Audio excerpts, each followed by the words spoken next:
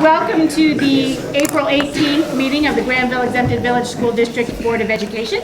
Please rise for the Pledge of Allegiance. I pledge allegiance to the flag of the United States of America and to the republic for which it stands, one nation, under God, indivisible, with liberty and justice for all. Take a roll, please. Mr. Corman? Here. Ms. Deeds? Here. Mr. Janice? Here. Mr. Cohen? Here.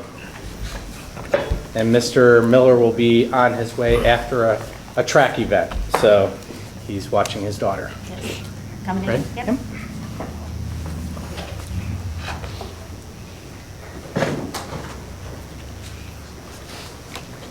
Thank you all for coming for the Auditor's Award.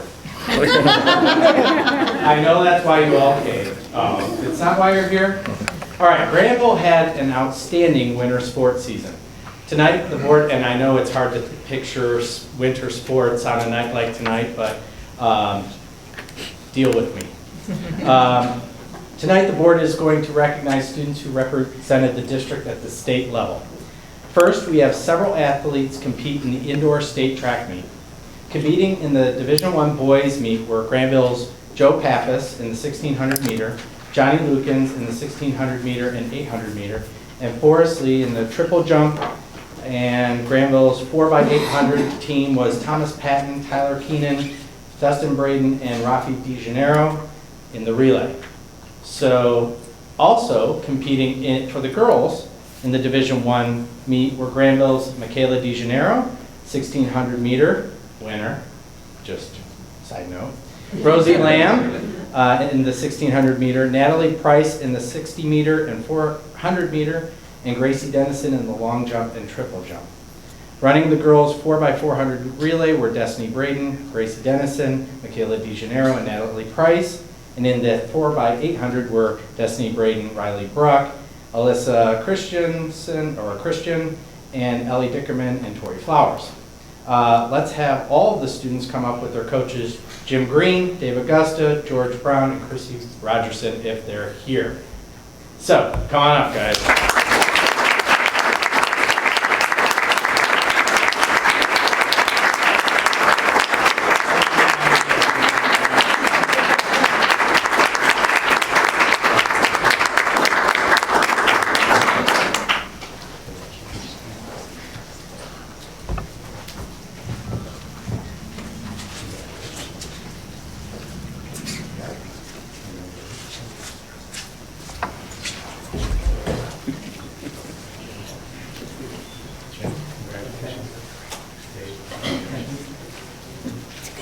All right, we're going to need a picture, so you're going to have to squeeze in.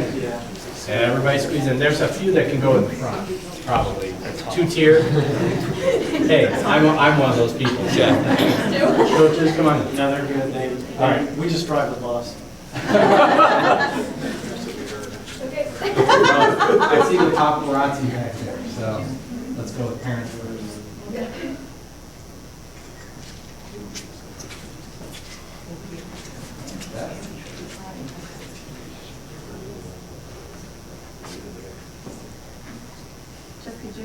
Oh, yeah. Yep, sorry. Alyssa smile. Looks good. Excellent. Thank you very much, and congratulations.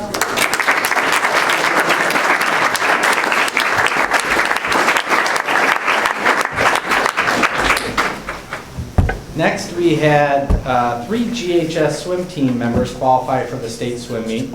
Sophomore Sarah Martin, senior Colin McDermott, and junior Rowan Moore competed in Canton. Colin competed in the 50-yard freestyle Division II race, finishing 21st place overall. In the 100 back breaststroke, Rowan Moore finished 22nd overall. And Sarah placed 18th in the 200 freestyle and finished 12th overall in the 100 freestyle. Congratulations to all 3 of these athletes for representing Granville Athletics at the OHSAA State Swim Meet, and to Sarah, who then went on to Nationals. Coaches Brian Donner, Kelly Donner, and Kalissa Crispin. Is anyone here from the swim team? All right, come on.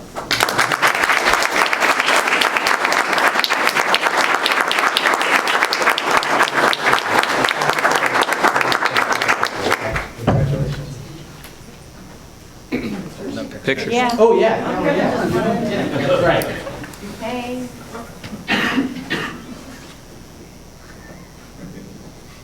All right. Wait. All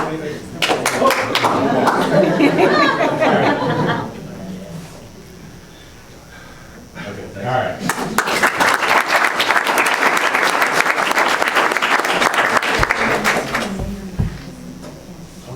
Yes. Ella Dickerman, where are you? L. Elle? There. Is she sneaking? Yeah. Okay. Come on up and get your pen.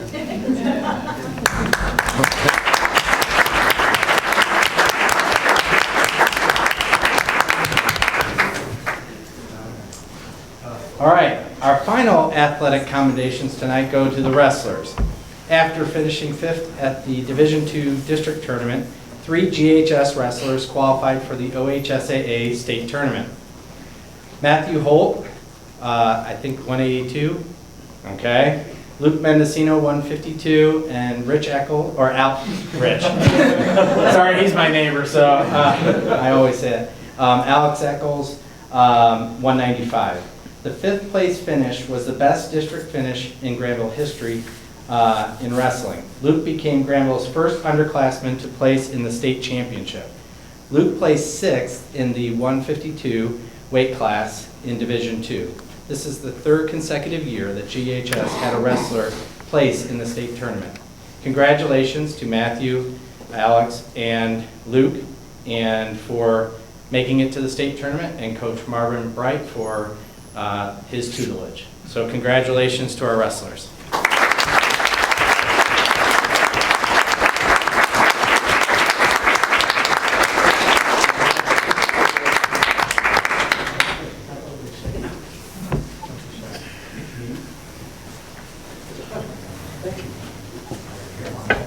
No. You get one too.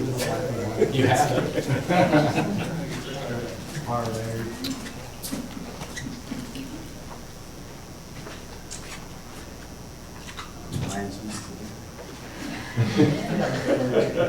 Winston.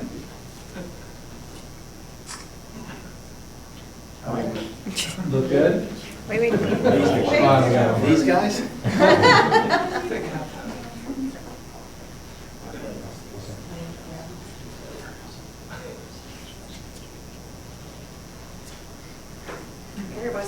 All right.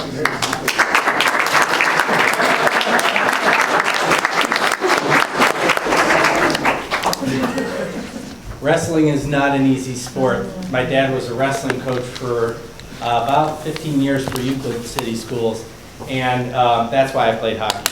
So, but as a kid growing up, if I got into trouble, I had to wrestle. So that was an interesting little development in my growing up. All right, no one knows better than I do that graduation is next month. It's an exciting time for our seniors as they begin to hear about scholarships and make their decisions about where to attend college. 5 GHS students were notified in February that they had advanced to the National Merit Finalist standing. Congratulations to John Ball, Daniel Gibson, Zoe Guiney, Sage Kaplan-Goldman, and Cameron Richards. Every finalist competes for the National Merit Scholarship of $2,500, which is awarded on a state representational basis. Winners are selected without consideration of family financial circumstances, college choice, major or career plans. Finalists are also considered for corporate and college sponsorships through merit scholarship awards. Some of the students today are on college visits.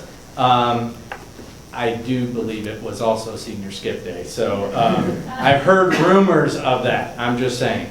Some of the students are on college visits today, so those finalists, I see Cameron and Zoe, is anyone else here? Come on up.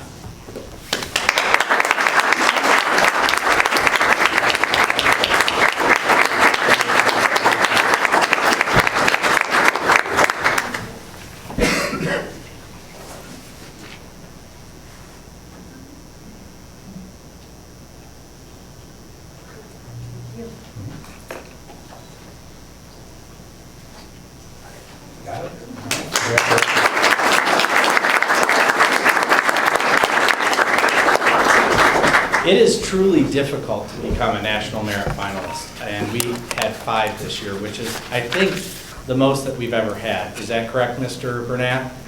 Yes. Okay, so congratulations. All right, next, we are going to recognize the PTO Auction Planning Committee. This year's PTO auction, A Night at the Races, was a huge success, in large part because of the tremendous effort of the planning team. The auction chairs, Christy Teeters, Emma Butler, Denise Sproul, and many other committee members dedicated more than a year of planning to this fundraising effort. It is a blessing to live and work in a community that so generously supports the school's effort to provide a multitude of experiences for our students. Parent-teacher organizations support the schools in a variety of ways through their volunteer hours in the classrooms, supporting teachers, sharing their talents, fundraising, and hosting events. All these benefits enhance the educational experience our children receive in Granville. Please join me in thanking our PTO parents for their role in supporting Granville schools. And by the way, they raised $80,000 in the process. Yeah. So.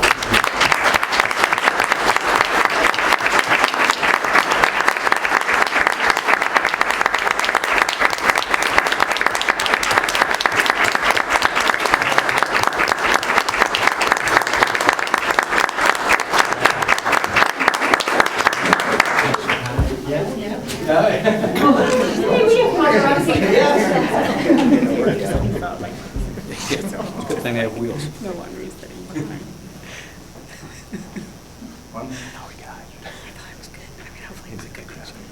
Okay. Hopefully it's a good Thank you. question. Yeah.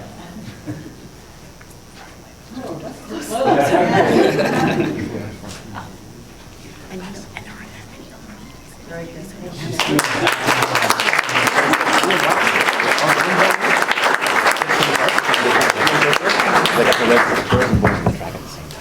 Well, I joke, but we finally have our representative from the Ohio State Auditor's Office, Tim Kraft, who's going to present Mike and his staff with the Auditor's Financial Report Awards. So come on up.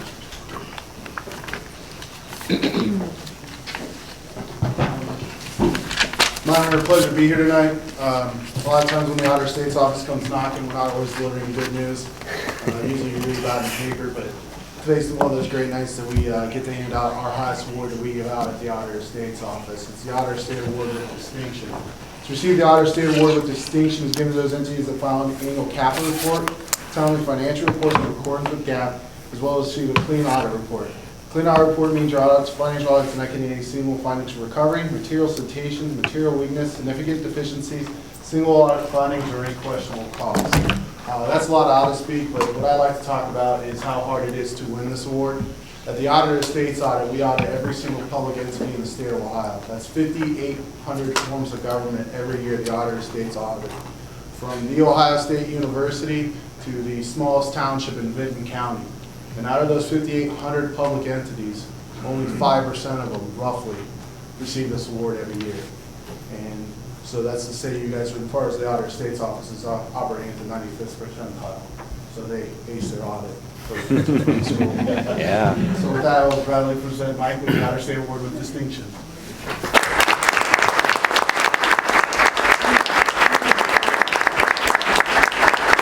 Come on up and take a picture. Beth will take your picture. You want to come over here? Parting of the season. Zero.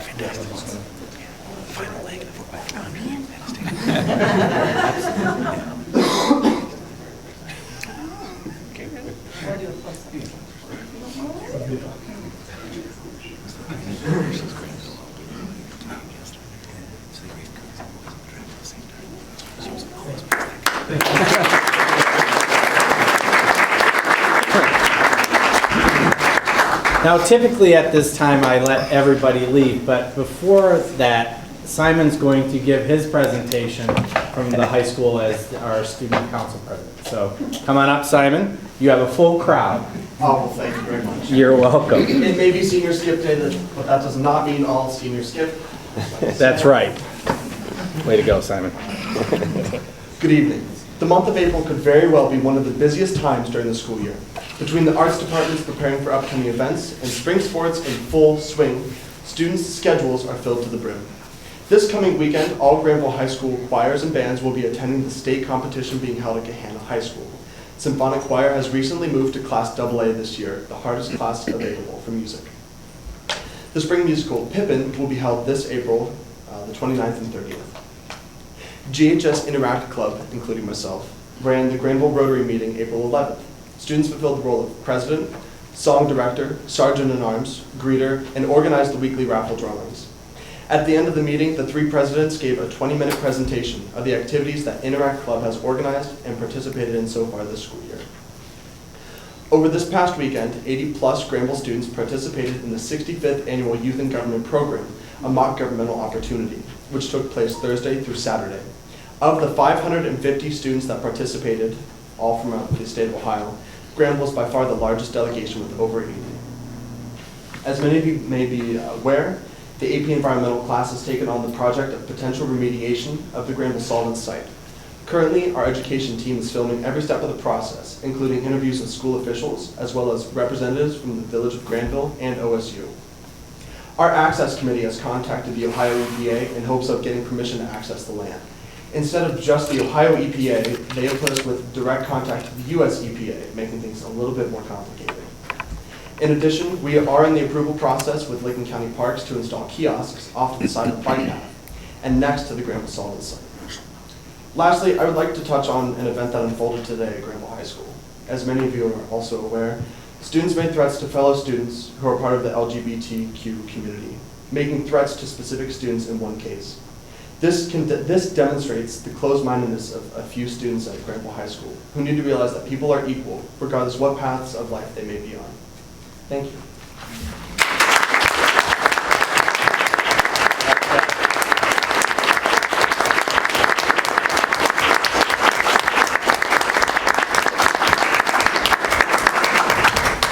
Well said, Simon. Thank you.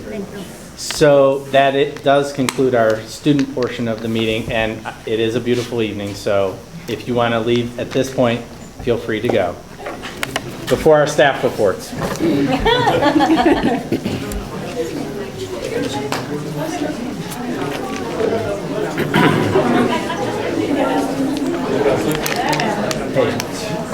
Hi, Lake. Good to see you.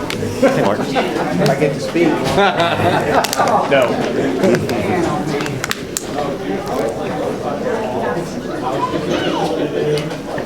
Thank you. Thanks. Thank you. That was great. Okay.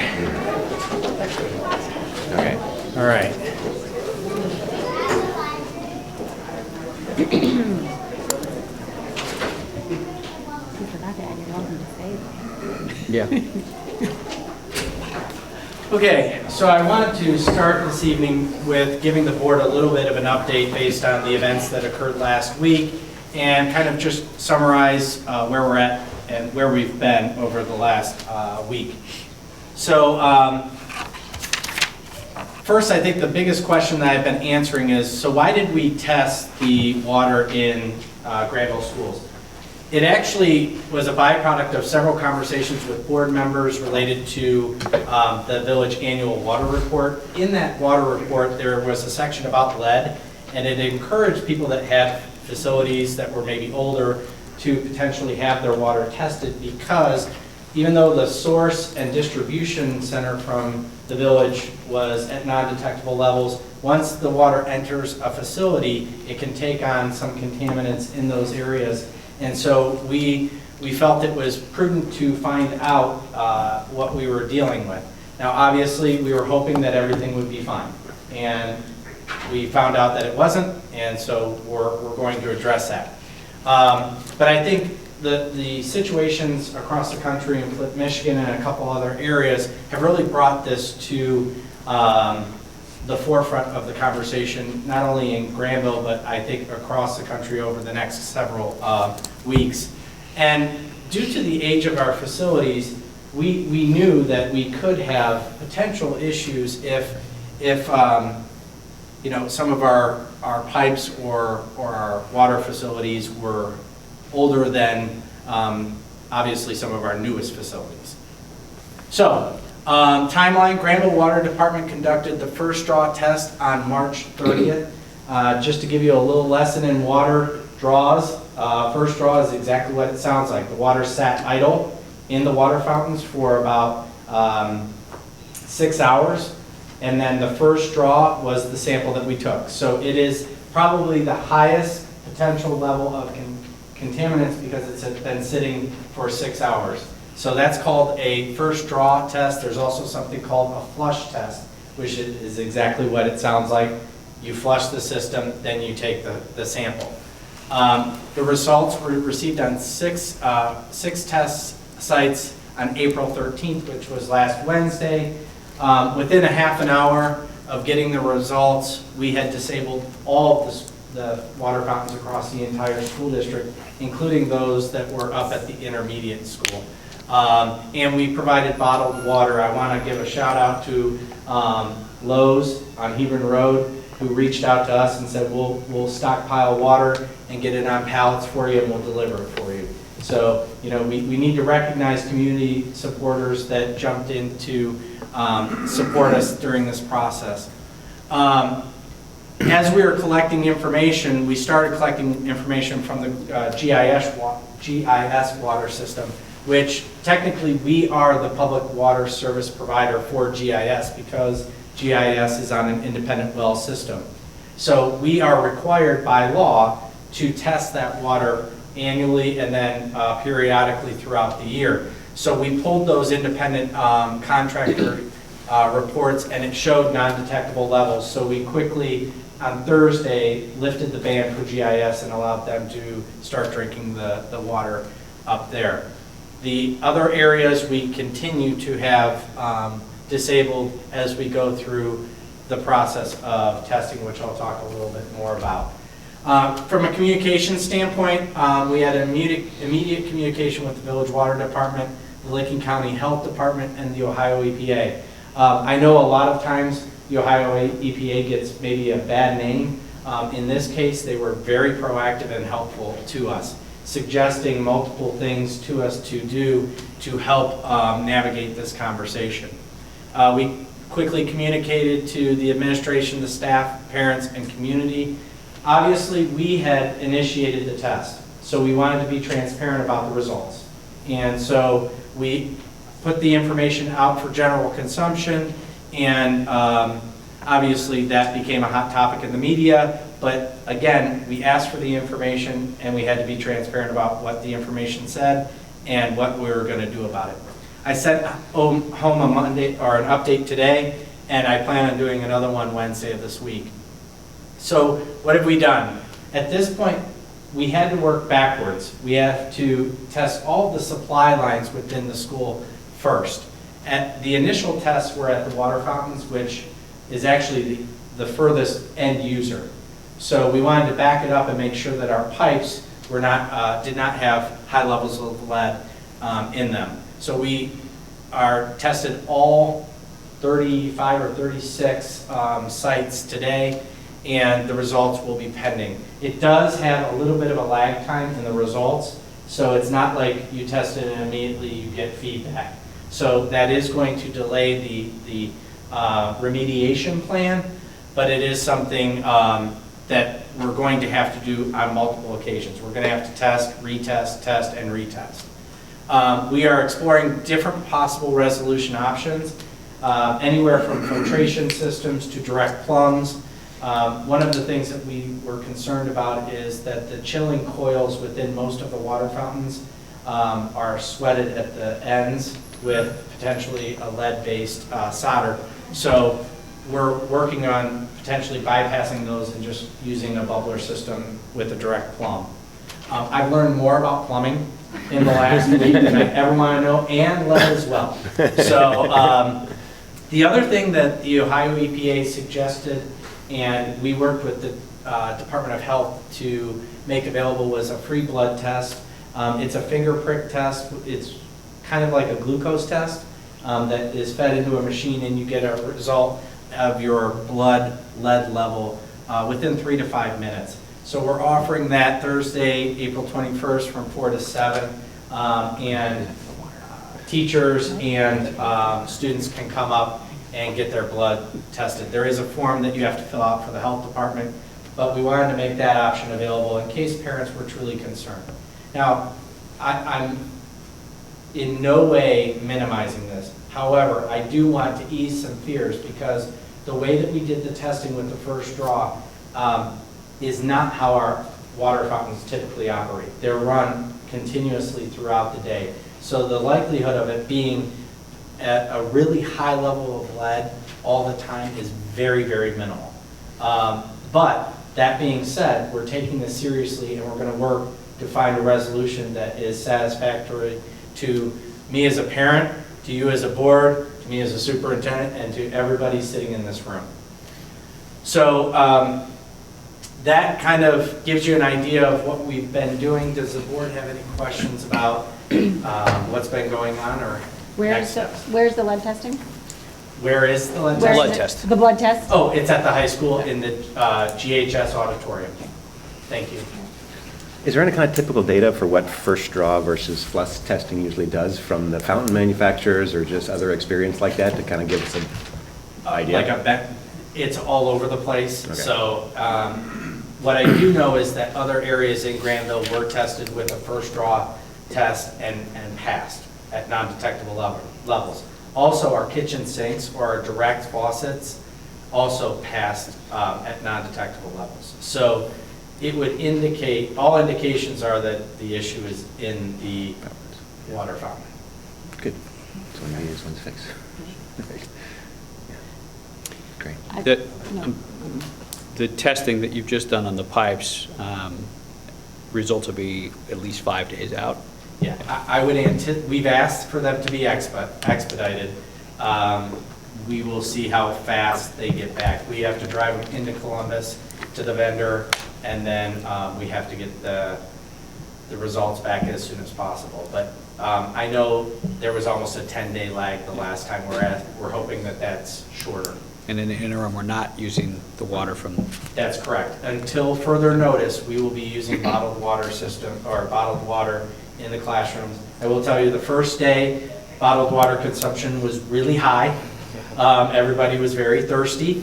But after the initial day, most people brought water bottles from home, and we've been using more of a paper cup distribution process within the elementary classrooms instead of a full water bottle. and then I think you said this, the blood test, that the results are available that evening, 3 to Yes. 5 minutes. Yes. And anybody So who wants one. If anybody gets an elevated level back, the health department will refer them to their actual pediatrician or doctor for additional tests. Because I think there is some inherent sampling error in that type of test, so they would probably do a blood test at that point, a blood draw. Good question. Any other additional questions? I'd just like to thank the administration for handling this in such a sort of professional and expedited manner. I've been very pleased with, the communication that's gone out and the way that the district has handled it. And, I'm glad that we were proactive in looking into this issue. Again, there wasn't any indication that said we had a problem, but I'm glad we were able to look at this proactively. So thank you all for all. I know it was a lot of work last week and continues to be a lot of work. So I appreciate all that's been done. Or, you all do, I think. So thank you. Yeah, I appreciate all the work that Tanya, Frank, Beth, all of our team responded very well, and I appreciate that. But I also think that, the board had a lot to do with the inquiry. So we appreciate your constant questions that help prod us along in our effort to maintain a healthy environment for our students. So thank you. Thanks. And I know, you've said it, but we should also make sure to publicly thank the Ohio EPA, the Licking County Department of Health, the Village Water folks, the administration in the village.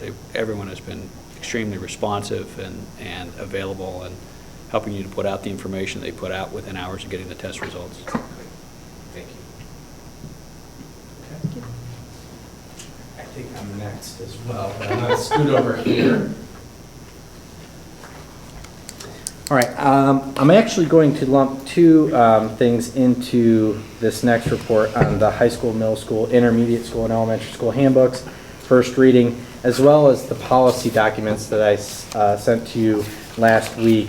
From a policy update perspective, the state of Ohio has made yet another tweak to the OTES policy. Now, if you are a final summative rating of developing, you are on a professional growth plan that is monitored by the administration. And so that was a tweak that was made to the framework, which then makes us tweak our policy. So AFC 1 and GCN 1 and 1R for both are updated, and those will be, that's the first read. We'll finish that in May with the final reading. Middle school, high school, and intermediate school and elementary school handbooks. The intermediate school and elementary handbooks, there are no changes except for the annual updating of dates and times and personnel. Middle school and high school, we had a couple of tweaks. The first major tweak was related to our tobacco policy, which we made a little bit more prevention-oriented, which was to, and I'm looking for my file, have students in the first violation start to go through the cessation program that we have available. So now it's a 4-day consequence that if they complete the cessation process, it commutes to 2. So that's the real change. There was also some language related to the College Credit Plus program that was put in place this year that was tweaked according to state law. So we changed some of that policy language that relates to if a student fails a college credit course, they are responsible for the fees associated. And then everything else was just more of a technical update to the handbooks.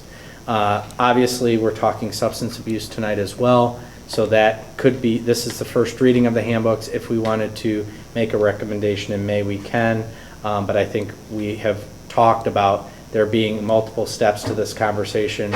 This is a second conversation at the board level. We're planning on having a community conversation as well before making any policy decisions. So those are those two reports. What was the prior language relative to the OTES review, and how is Ohio changing it? You mentioned... Yeah, so there's an Ohio teacher framework. And if you are accomplished or skilled, you have a professional growth plan. Prior, it was if you're developing, you're on an improvement plan. And ineffective, you're on an improvement plan. Now it is, if you're developing, you're on a professional growth plan, but it's monitored by the administration. Professional growth plan really is something that is the teacher's plan, except for the lower level, which is guided by administration. Does that make sense? Okay, I think so. Okay. Okay. Any other questions? All right, so Mr. Durst, we are going to talk yeah, he does.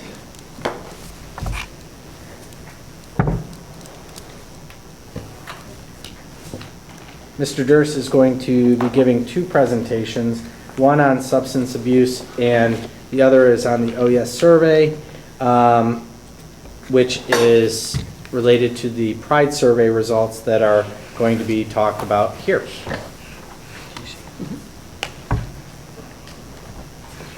Well, good evening. It's good to be back with you. Like we were last month, I thought we'd start with a quick recap, just to really prime the conversation that we're going to continue tonight. When I joined the meeting back in March, what we walked through as a result of some of the committee work that has been done over the last several months was a list of pros and cons of mandatory random student drug testing.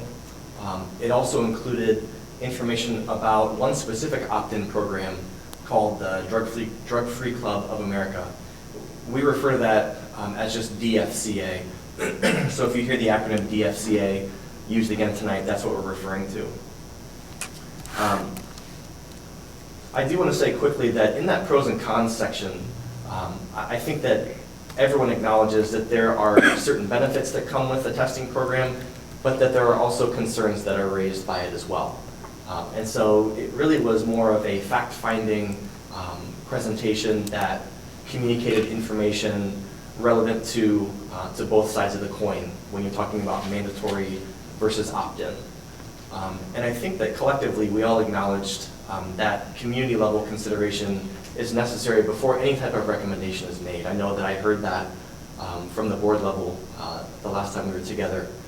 And so that has been really the undercurrent of the process over the last 4 weeks. The board posed a number of questions, which I've summarized for you on the screen. What drugs would the committee like to see students tested for?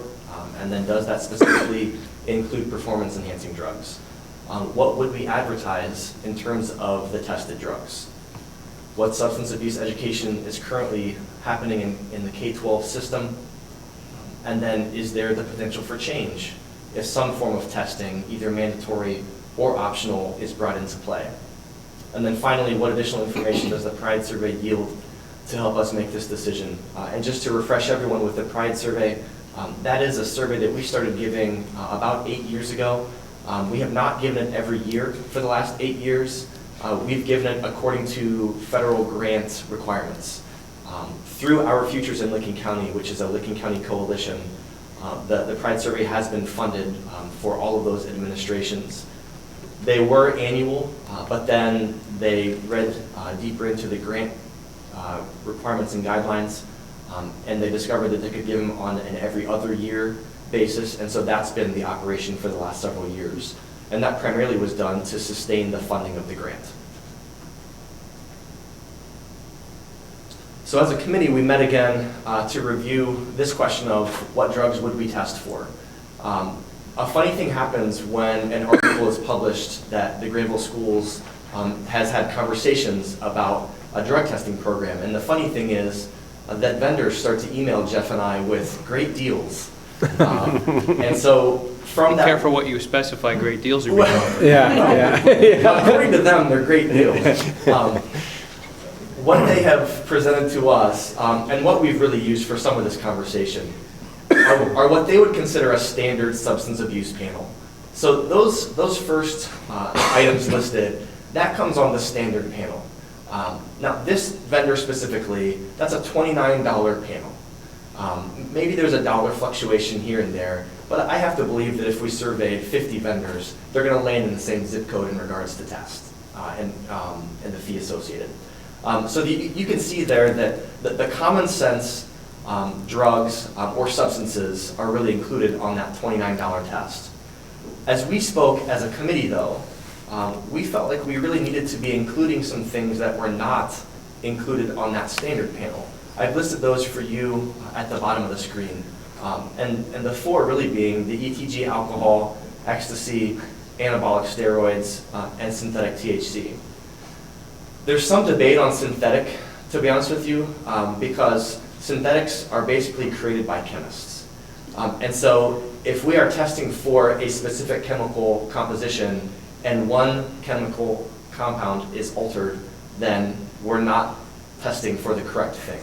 So there's some debate really across the country about the use of synthetics in a drug testing panel because of the ease with which a chemist can author that drug to look like, if that makes sense. Mr. Durst? Yes? What is ETG alcohol? ETG actually is something that tests for the presence of alcohol in the system. Oh. So it's a more long-term test when compared with alcohol. Okay. So alcohol basically has a shelf life of roughly 72 hours in your body. ETG lasts longer because it detects the presence it detects a past presence of alcohol in your body. Oh, okay. Does that make sense? Can I answer a question too? And Absolutely. my ignorance, does Adderall fit into any of these categories? Yes, and I'm not going to point to the right Okay, one, but but it's it in there absolutely somewhere? does. Okay. I'm going to go with amphetamines. Correct. Yeah. Jeff, ethylene glycol, What's that? ETG, ethylene Yes. glycol. Okay, great, thank you. What would we advertise in regards to tested drugs? So the argument here is if you advertise specifically what you test for, then the students use other items. And there was research to support the fact that we should be cautious about the increase of untested drug use. That's a common sense fact that we found and discovered. The language would be written to say something to the extent of the tested drugs include, but are not limited to, the following items. It's our way of saying, here's a general idea of what we would test for. However, we reserve the right to add to that list whenever we deem possible. Let's talk specifically about anabolic steroids. That's an expensive test. It's roughly $50 addition to that standard panel. There wouldn't necessarily be a need for us to include all of those 4 additional drugs on every panel. We have the ability to, but we would also have the ability to alter the panel depending on the administration. So we could build it into some, but not all, or we could do all of them consistently, like we talked about as well. So we've got the flexibility to modify that throughout the school year.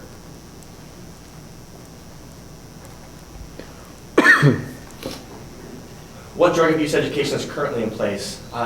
You can see that I've given you a basic summary. This is not exhaustive by any stretch. What I really wanted to point to here is drug abuse education is occurring at every level currently. You've got the school nurse, you've got the Licking County Health Department, Pathways of Central Ohio, the health teachers are involved. It's a K-12 effort. Last year when we took a look to start this conversation, we had Shelby Gall and Ann Verasso involved to start it up with us. And they went out and they researched some additional curricula that we could bring in that the school nurses are very passionate about instructing in a classroom setting. So my thought is, as we move further in the process, if we determine that we still do want to beef up the educational piece of this, which I think is a likely conclusion, then at that point we can share those resources and the different curricula that they have researched so that we can find one that's compatible with what our desires are. Do you talk about saturation of information at all in education? In the sense that they've been hearing the same message over and over again, so at some point the students stop listening? Sure. It's been really good to have Ava Kunar's voice on the committee. And I want to publicly embarrass you real quickly, Ava. One of the committee members after the last meeting, he said, boy, that Ava, she is a really mature senior. And I said, actually, she's a sophomore. She's a really, really mature sophomore. Ava has done a great job of presenting the student voice in this. And I think Ava would agree that once they get to a 10th grade health class, there is a small element of, I know this. I know that drugs are bad for me. The choices, unfortunately, don't match up with that knowledge in all cases. So that there is an element of that we need to be aware of. Yeah. And I think there's some slides later on in the presentation that kind of look at 6th grade perspective versus senior perspective. And I think that you'll start to see the disconnect. Yeah, you'll start to see that slide, so to speak. Yeah. That's a good segue, Jeff. Let's move into this idea that we know that there is additional PRIDE survey information that sheds light on what we're talking about. So in the last meeting, we started with that first piece, the past 30 days use of those substances. That's specific to 12th graders, and that's specific to last school year. However, those numbers don't deviate too far from what we've seen historically as we've administered the PRIDE survey. They're not exact representations, but we've lived in that area over the past 6 to 8 years. So I can stand up comfortably and say, if we rolled out all of the PRIDE survey data that we have in our possession, you're not going to find too many points of data that are different than what's listed up on the screen there. I'm going to add a few things that you haven't seen before. So let's start with the first one, student perception of risk. So as a student, I am answering that I see these substances as posing a moderate risk or a great risk to my health. So when they look at alcohol, 6 out of 10 agree and they acknowledge that this is a moderate to great risk on my health if I use alcohol. Marijuana sits at 40%.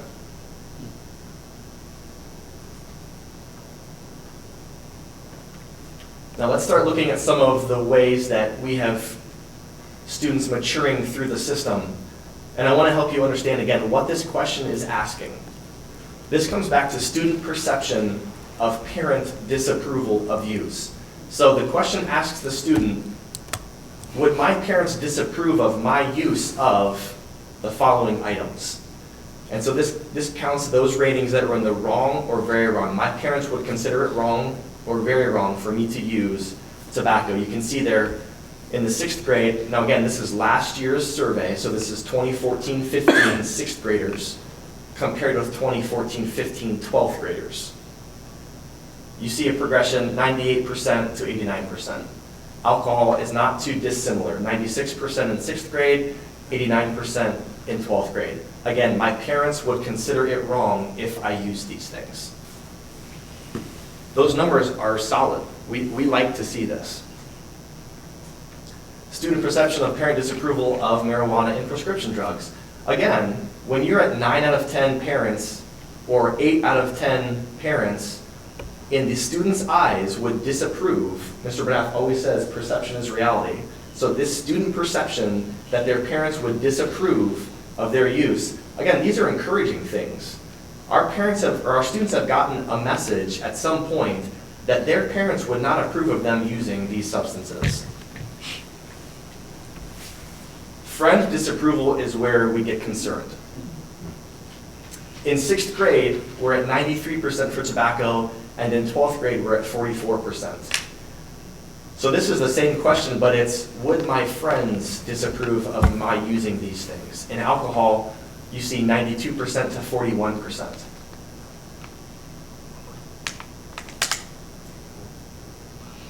Marijuana is clearly the most alarming. And I can't say that I'm proud about the prescription drug percentage, but it's not where marijuana is. That's the only redeeming quality for that stat. So if you recall back in March, one of the things that Jay Snyder made a comment about was this idea that we need to come alongside the peer relationships and really restore that as a protective factor that insulates students against use. Because it's absent, especially with alcohol and with marijuana.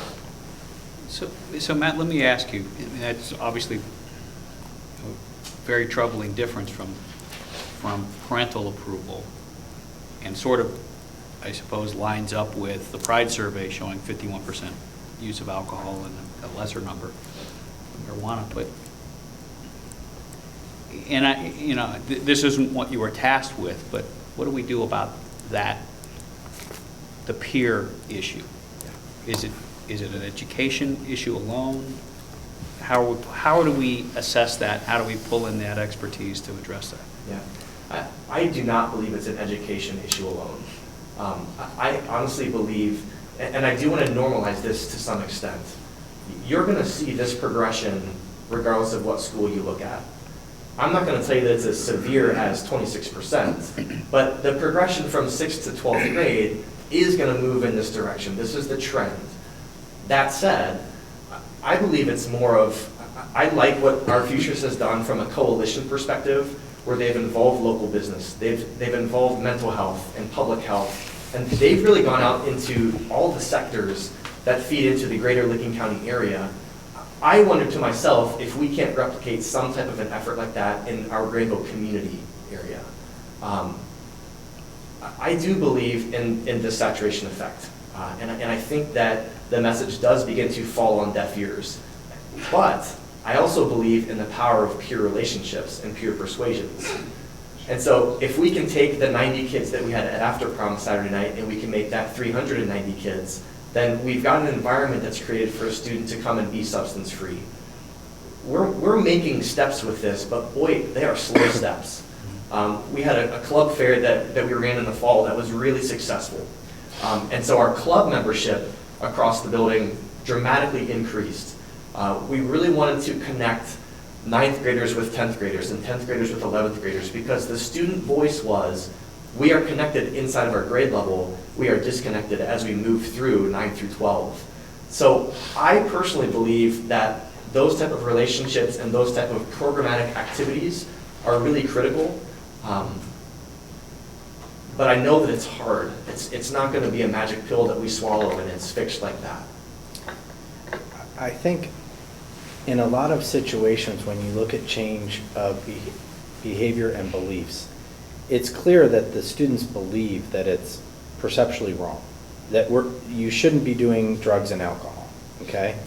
But their behavior doesn't align with their belief system. Kind of like, I know it, I need to exercise every single day, but my behavior doesn't necessarily align with my belief. And so when you look at change, you have to start with behavior first in a lot of situations. And I think what Matt is talking about is creating opportunities where we've actually changed behavior and it starts to impact the belief system differently. Beyond just the education and the theory of you should be drug-free, but change their behavior so that when they are drug-free, it impacts how they believe about themselves. So we do the same thing in how we implement professional development. A lot of times we're changing behaviors versus changing beliefs. We believe behavior precedes belief. So I think in a lot of ways we're taking that type of orientation in this as well. I want to address that from a parent perspective as well. My oldest is 6, right? So we're having a great time in half-day kindergarten with Mrs. Durham and learning to read and write and all of those fun things. But my wife and I have already had conversations about strategically choosing our network of friends that we are going to be close with as a parent relationship. And a lot of that is going to come back to, and I think that I have an advantage here because I've seen this. But for me, a lot of that is going to come back to what are their values as it pertains to this topic. Because I want to know that we are going to invest the next 12 years of a life alongside these people, and I'm comfortable sending Hudson to their house because I know what their values are. They're going to communicate their values to their kids. Will it be perfect 100% of the time? Of course not. But it's that mindset that I want to start really instilling in parents that I think can come alongside this effort. I do believe very strongly that we need to take the lead at this. But we always talk about the great community partnership that we have with our parents. I think that's illuminated as we talk about this topic. It's really highlighted here.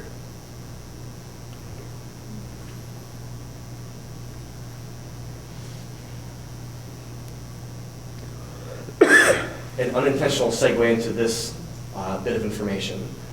Student perception of availability of alcohol. 74% of seniors perceive alcohol as fairly easy or very easy. And then moving on to marijuana, 58% perceive this as fairly easy or very easy to get.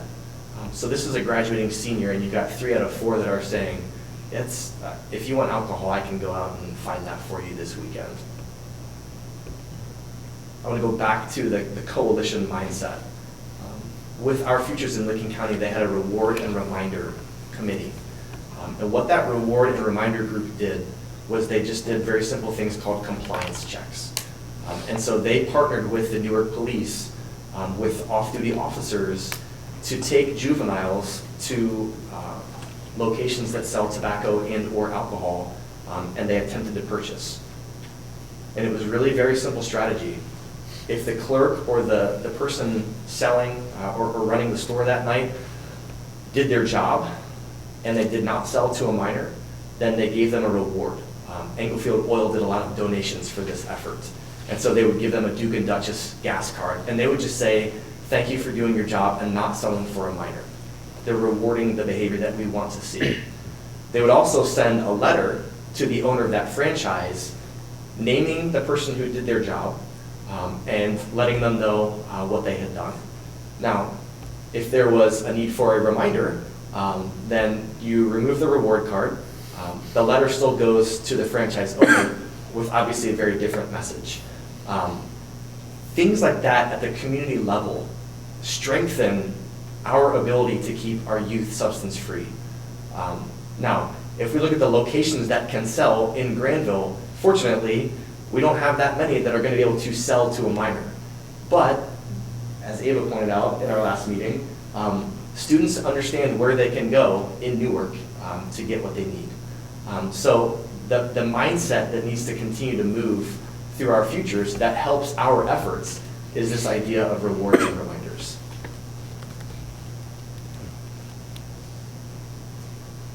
Location of student use of alcohol, this is very consistent with past surveys. 47% of seniors consume alcohol at a friend's house, 22% at home. The timing, 62% on the weekend, and then 32% use marijuana on the weekend. I wanted to include that marijuana stat in there as well for you. So you can see overwhelmingly that use is happening at a friend's house on the weekend, at a friend's house on the weekend. That's been very consistent with past survey results.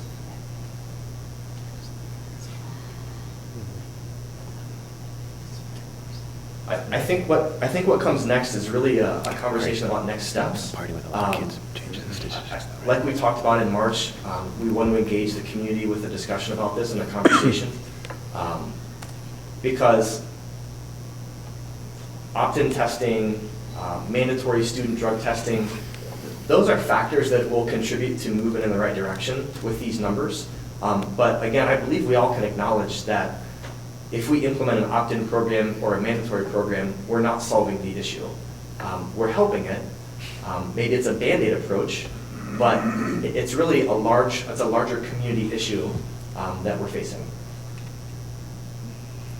Do you have any other questions? I also want to share information about the transition from the Pride survey to something called OAS, but I also want to give this its time with any questions you might have.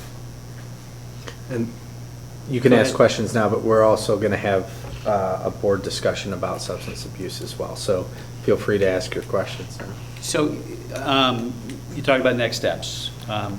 So the committee's view now is that you want direction from us about what to do next, or does the committee have recommendations about how we want to frame this issue for the next steps? The committee shares the belief with the board that a community-level conversation is absolutely necessary before moving forward with any type of a recommendation for policy. So, in my opinion, and I believe it's the community's opinion, and Ava and Kevin, please disagree with me if I'm speaking out of turn or Ms. Deeds. I think that we all see the community conversation as the next step for the process, because I do believe that will inform any future action that we need to take. Last month when you presented, I know we had some comments, Mr. Wolf commented and others, and we know there are professional organizations available in the community that whether it's through the judicial system or affiliated with the judicial system, certainly within the medical community, who have resources and programs and the like.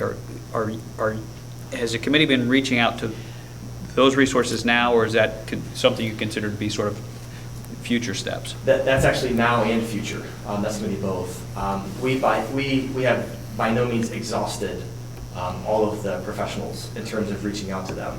I've been in conversations specifically with some people that I'm connected with through our futures that have a presence over at the juvenile court, simply because they've got experience with this. Next up would be the medical professionals that you spoke about. So I do see that kind of in tandem with that community piece. And my perception from the last meeting, and you haven't said anything about it this time, is that perhaps the committee has not yet determined or isn't prepared to make a recommendation, or maybe there's no unanimity of opinion on the testing aspect of this, whether it's an opt-in, whether it's a mandatory or not. That's still the case? That is the case. Okay. There is no unanimity on the issue, but there's also the recognition that this deserves the community discussion before we take any type of a stance to make a recommendation. I don't have any, I'll wait for the board discussion. Okay. Thank you. Yeah. All right. Next, as Matt is queuing up his next presentation, he mentioned the OAS survey. That is a survey that will be replacing the Pride Survey in the future. And there's some discretion that can be taken at the district level, but I'll turn it over to Matt. But one of the things that will probably need to happen from this body is some direction related to what type of questions do we want to have asked on that survey. So Yeah. listen with that lens. As Jeff mentioned, the OES is really being brought into the county and to the state for that matter to replace the administration of the Pride Survey for a number of reasons. As I mentioned with the Our Futures federal funding, the Pride Survey went to an every other year administration primarily because of finances. At the county level, Our Futures was investing about $20,000 per year in that Pride Survey. It was a solid survey. It's widely accepted across the country, and it's regarded, or else it would not be permissible for use under a federal grant. Fortunately, you've got a real coalition here of partners from across the state, and you can see there the Licking County Juvenile Probate Court is represented, but then the Our Futures Coalition is also represented. These are the partners that really worked together to create this survey. So I'll give you the really quick version of how the survey was constructed. Find all of the really successful surveys from across the country that are nationally respected, and then borrow language until you get what we consider to be the best blend of questions for our uses. The real purpose, and I want to highlight this, that it's a newly developed free statewide youth survey. So in comparison with that $20,000 figure, free is always a nice thing, especially when you consider the partners that got together to create the survey and the work they did to research additional surveys to then beg, borrow, and steal from those. One of the benefits is that it's a much more broadened perspective on adolescent living. You can see that it includes health risk behaviors, ATOD use, unintentional or self-injury, physical health, activity and well-being, environmental risks, and protective factors. The Pride Survey primarily was a violence and a substance abuse survey. It really works in those two veins. We never talked about the violence indicators because we never had anything in terms of results that were overly disturbing. The benefit here is that, again, you've broadened that lens to include a more comprehensive list of adolescent behaviors. It's available to all schools statewide, and you can see there that they really want you to target grades 7 and 11. We have the option to administer the survey to all students in grades 7 through 12, but what the state is looking for specifically are grades 7 and 11. It is web-based. In the post-park era and in the era of air testing, we're fine with technology. There's no concerns about having access to students to get to the survey, so that's a non-issue. And it really was developed as a local survey in response to specific needs that were stated by districts and by individual schools.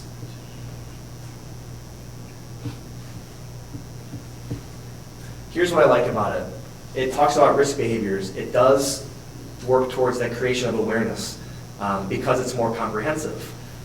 It allows us to look at a number of different factors. I believe you had an electronic copy sent to you at the end of last week. The whole child committee looked at this. Dr. Kornman and a number of others were present as we reviewed the different surveys. They got 2 different surveys that we'll talk about, but it's definitely much more comprehensive in focus. One of the most important questions that I think we have to consider is what happens with the data. It is anonymous. It is an unnamed survey, so there's no attempt to track responses back to individuals. School level and district level data is not reported publicly. So at the public level, the state level data and the county level data are made public on the web, actually. But district level, school level, that's all password protected so that we know that we would have secure access to that information.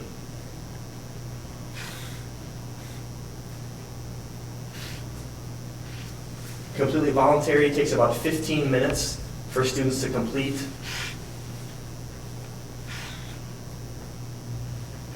And you can see there that the ODH, the Ohio Department of Health, is actually the one that houses the county level data. They've got something that they call the network of care.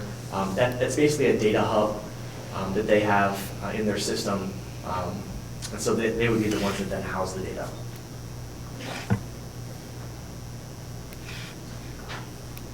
Again, you're talking about 111, it's either 101 or 111 items, depending on the version that's selected. It's web-based, it takes about 15 minutes. So let's talk item sources. I mentioned this a bit earlier, but the questionnaire items were derived primarily from established surveys. On the OES website, if you just Google OES, they've really got some nice tools that walk you through, here's a survey we borrowed from, here's a survey we borrowed from. They've got an exhaustive list of all the item sources that are available for anyone to access. So again, just a quick reminder, it does deal with demographics, alcohol, tobacco, and vape, marijuana and other drugs. It's got the addition of bullying, safety, school climate. It's got the addition of physical health and well-being, the addition of mental health and gambling. All of those things were not measured on the PRIDE survey. So that's really the clear benefit with it. You'll note at the bottom that there are two versions. One is 101 items, one is 111, as I mentioned. Those 10 items are what they're referring to as sensitive items. And because of those, that's when we really have to be thoughtful and diligent with the choice that we make in terms of the survey. Those 10 questions, they deal with sexual behavior and suicide. If you talk with any prevention expert in the state, they will insist that those 10 questions should be included because they give valuable information that really plans programming at the state level and at the local levels as well. However, it's up to us which one we choose. If we were to go with the 101 question survey and we were to leave out those 10 sensitive questions, be reassured that there are up to 10 additional items that our district could ask. So if we liked some of those 10 questions, but we didn't like the wording necessarily, we could doctor those up and make them our own, and we could survey that way. The only drawback to those 10 additional questions is that you would lose any county level and state level comparison data, just for full transparency there. Again, this is just a nice comprehensive list of safeguards. They're anonymous. There's nothing to trace back to an individual student. District number and school name are reported. The results are aggregate reports. State and county level reports are publicly available, but then access to school data is only available with a password.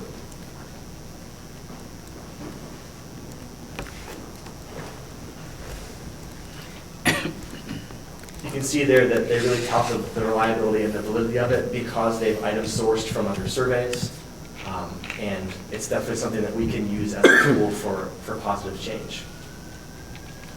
And it's not a report card. Correct. That's a timely comment. Yeah. So how will communities access this survey data? The Ohio Department of Health Data Warehouse is really, again, where it's going to be housed. They're going to do all the trainings at the regional level. We've had conversations with superintendents at the county level about the way that we can work together to access this data and really to promote change across the county.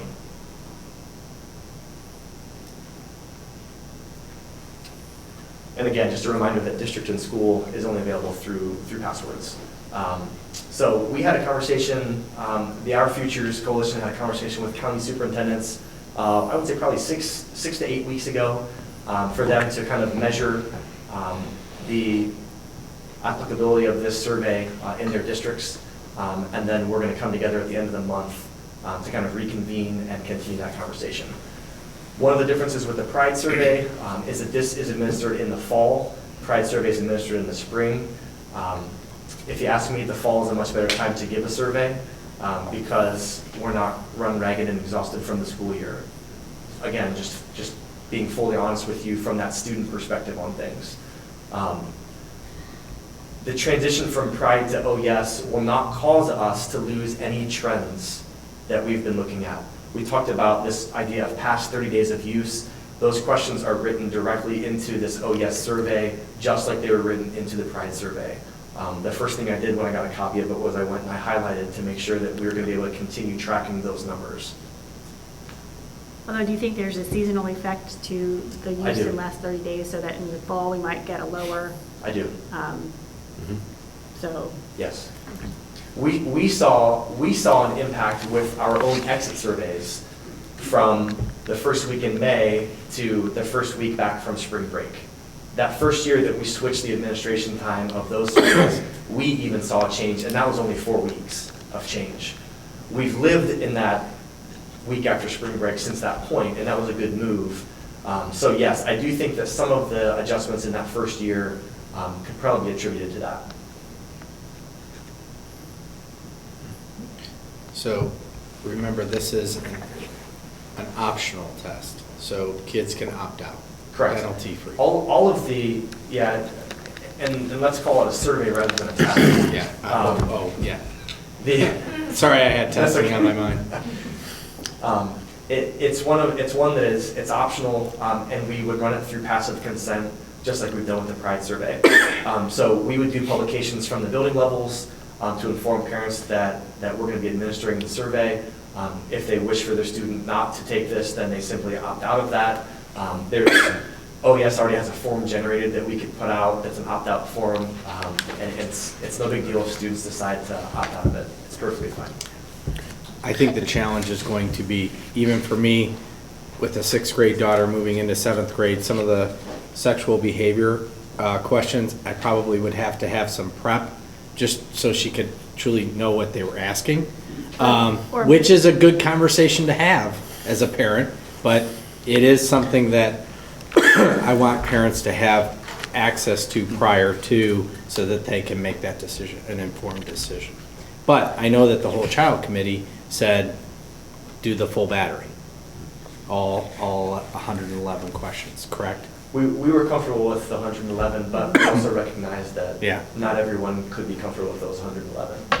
But in addition to the survey itself being optional, it should also be known that you can skip any question. Right. So again, if somebody were not, or they didn't know what something was, Right. it should be skipped. Some of the answers we're not sure. Yeah. That's an indicative question then. Right, or you should be able to just not put any Yeah. answer, and that should be made clear also. What was the opt-out percentage on the Pride survey? Less than 1%. Yeah. It was, and with the Pride survey, you know, we would publish it it was given at the intermediate, middle, and high schools. And so we would get news out several weeks in advance. We had paper copies of the survey available for parents if they had questions about the items that were asked. And it was minimal every year. It seems like a well-thought-out survey and a great process and so forth. Maybe that the substance abuse prevention group could actually help us kind of craft some of those extra questions as well. If there's specific things around peer pressure or things like that that might not have been reflected, and there are things specifically we want to see as cultural changes here, if there's a way to kind of craft a few questions that are custom to what we're trying to do with our culture here, that might be a useful tool moving forward. So thanks for heading all this up. And I would say on one of the ones, they asked if you're a member of the LGBT community, and one they did not. And I would say it's a powerful statement, whether you're out or still in the closet, to circle yes or no as a member of that community. So I would be in favor of keeping those questions in as well. You know what was interesting is a superintendent in the superintendent meeting said, why do I don't care. I don't really need to know that information. And Bobby Persinger from Ohio Pathways said, but that ties directly to suicidal issues. And so it is absolutely critical to have that information so that you can target, and everybody went, oh, well, that makes sense, you know? So as long as it's being used, then if questions have validity, then we should keep them in the loop. But yeah, I think that's smart. Are you, and maybe the whole child committee talked about this, are you contemplating just 7 and 11, or are you contemplating 7 through 11? All levels. I am open-minded. I think more is more. Yeah. The more information we get, the better. Yes. So I would be in favor of applying Here's it what I've broadly. promised to the administration. I don't survey people unless I intend to use that information. Yeah. So if we use this information and use it annually and create outcomes and actionable items from that, then we'll probably give it at every grade level. Yeah. I don't like the idea of surveying a seventh grader and then not asking their opinion again for another 4 years. 4 years, yeah, exactly. Sorry, I cut you off. Thank you, Matt. Thank you. Appreciate that. Any other thoughts? I'm in favor of, I read both versions. Again, to me, the information is relevant, useful in a lot of ways, and information is key. And so I would be in favor of using the full test, understanding, kids can opt out, or parents can opt out, but to me, the information is valuable. If the board is comfortable making a recommend, ultimately I decide, but you're my boss. So if you're going around the table saying 111, and you're comfortable with that, I'll move forward with that position. 712 and 111. Yeah. Yep, I agree. Yeah, it's good information. Let's find a way to use it too. And I think we really appreciate the updates and things like that. And I think getting this out in front of the community more often creates those opportunities for conversation, right? And I think that many of the issues come from not having the conversations, right? And so the more that we can have data and review it and it be in front of us, the more it creates conversation in the districts and in our families and throughout the community. So that's really what the goal is, I think, to help drive the culture change. So, Okay, thanks. excellent. We clear? Yeah. Okay, think so. excellent. I have marching orders. Next, we have Gwen Spence, who is going to give a student services update. What? No, go ahead. And then we're going to make them wait a little bit longer. They're enjoying it. They're still awake, so I've been paying attention. Sorry, Gwen, I didn't. I did. You were hopeful. You couldn't see them. Yeah. Well, good evening, everybody. It's great to have the opportunity to present to the board. I've been here for just over 18 months now, and look forward to having the opportunity to talk with you guys tonight about our Student Services Department as a whole. One of the things I carry with me everywhere I go is this quote from Garrison Keillor that says, "Nothing you do for a child is ever wasted." I live and breathe by it, as does our department. I hope you'll see that by the time we're done with my presentation. Well, this is fun. You just have to arrow. Yep. There we you go. Thanks, guys. So I'm hoping tonight that we're going to do three things with the board and with our community, and that is to create awareness just about what Student Services does here in the District of Granville, provide a little bit of information about our population, about our student services, and then also to help communicate these services to our general community so they know what we have out there and what we have available. One of the things I want you to keep in mind is, as you look at something out of our department in student services, is that we individualize what we do in our world, whether it's in special education, English language learners, health services. And meeting a child's needs is very much like a jigsaw puzzle, and everybody has a piece to it. And people also have different points of view about what the overall picture looks like of that puzzle. And our job is to always make those educationally sound decisions for our kids. But at the same time, nothing's an exact science because they're about our children. And so we're always going to have different opinions. We're always going to have different views and different ways that we can tackle things. And everything that we do out of our department comes down to that individual student need. Overall, I oversee the Office of Student Services, and then I have two phenomenal administrative assistants who make my life very easy and very simple and keep us up and running. We cover 4 different areas in student services. We cover English language learners, health services, home instruction, and then special education and 504 plans.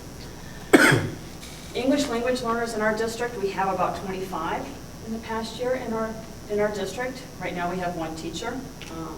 We have been in search of another teacher to support this population. We've had a number of students move in who are completely non-native speakers. all the way from kindergarten and first grade to a 13-year-old who came to us who's completely a non-native speaker. And that's a little bit of a different profile than what we've had in the past, where typically our kids have come in with usually some bilingual support, because either they've been international adoptees or parents are bilingual. You'll see we have a wide variety of first languages in our district. This covers everything that we have this year. And each year we've added at least one new language the past few years. So how do we get students when we learn about the English language need? There's a statewide requirement for a home language survey, and this asks a specific set of questions to families, and depending on how parents answer those questions, triggers an automatic response from us to then do a little bit of research, do a little bit more digging. If the student is new to either the United States or to Ohio, and we're the first district they're entering, then we go ahead and do the evaluation to see what's their proficiency level in the language, in English. Depending on that proficiency level on a scale of 1 to 5, so 1 being a non-native speaker or a beginner, to 5 being proficient, depending on how they score on our assessment tool, we then develop an individual learning plan around English proficiency. And those services can really look, again, very individualized. It might be a pullout, it might be small group, it might be some one-on-one, it might be in the classroom. It just depends on where the child's at. Obviously, your non-native speakers are probably being seen at least daily for anywhere from 30 to 60 minutes to more, depending on what they need. And so it just really depends on what that level is. The state sets the levels of proficiency. They set the five parameters. And so then we can individualize based on what we think our students need. For that, we are undergoing the wonderful world of testing in this area. We have always had a tool in the state called the OTELA. It changed this year. It's now called the ELPA. It's a new English language assessment or proficiency assessment. What we don't know at this point, because it's the first time for the tool, is we don't know what the new exit criteria will be for kids. So as of right now, all of our students, typically in the spring, we get the results back in early May, and then we can make our determinations whether or not students continue in English language services, English language learner services, for next school year by May. This year, we will not see those test results until at least October, and I think both Mr. Bernath and I would be tickled pink if we saw something that soon from the state in October with a new test. We anticipate it will probably be December, which means all of our students currently in service will have to continue. Parents can opt out of services. They can decline services, and some of our parents do. And so we do not serve those children, but we are still required to attempt to assess those kids. You cannot exit ELL without passing that state proficiency test at a certain designated level. No other way to get out of ELL services outside of a parent refusal. Was there something that prompted the change in assessment? Really, we joined with a consortium, just like we did with Park and Air. Okay. And so we joined with a multi-state consortium that developed a new test. It had been run in a few other states prior to Ohio buying into it. This is the first year that Ohio bought into that new test. It's online. It looks very much like the AIR tests, which is a different challenge for kids who are language learners because they may not have had technology exposure. Our young lady who came in recently at age 13 had no technology exposure. She was in an orphanage. So putting her online for testing was kind of a challenge, for somebody like that. And so this is our first year through that fall. And you think about kindergartners who are non-native speakers trying to then navigate computer systems as well. You're testing their computer skills sometimes versus that. But the change really came because the OTELA was becoming out of date. Health services. We have one district-wide school nurse in our district, and then we have 2 health office nurses and 1 health clinic aide. That was a recent change when we had the resignation of our middle school clinic nurse. And we are really, really very, very blessed to have 3 of our staff in our district who are actually registered nurses. And you guys have heard both from Tanya and from other folks the great work our health services and our health department does overall with the heart safe accreditation, the hands-on CPR training that happened where you can, kids ages 4 or grades 4 through 12 are all hands-on training. Part of that comes out of what that staff has done to support that level of service and whatnot.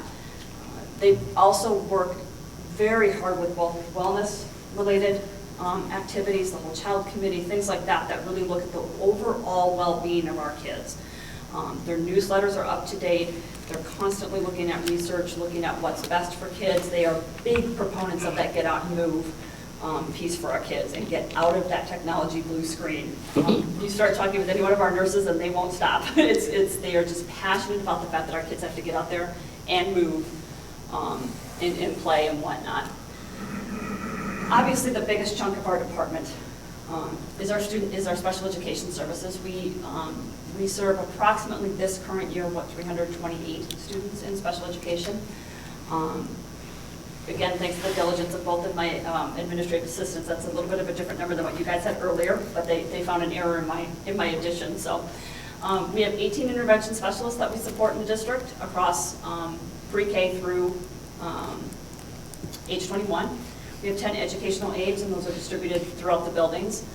3 bus aides. We do have 3 routes where we make sure we have an aide on all of those routes, because we are talking about transporting not only preschoolers, but kids who have other medical and health needs. We have occupational therapists and physical therapists, speech and language clinicians, and 2 school psychologists.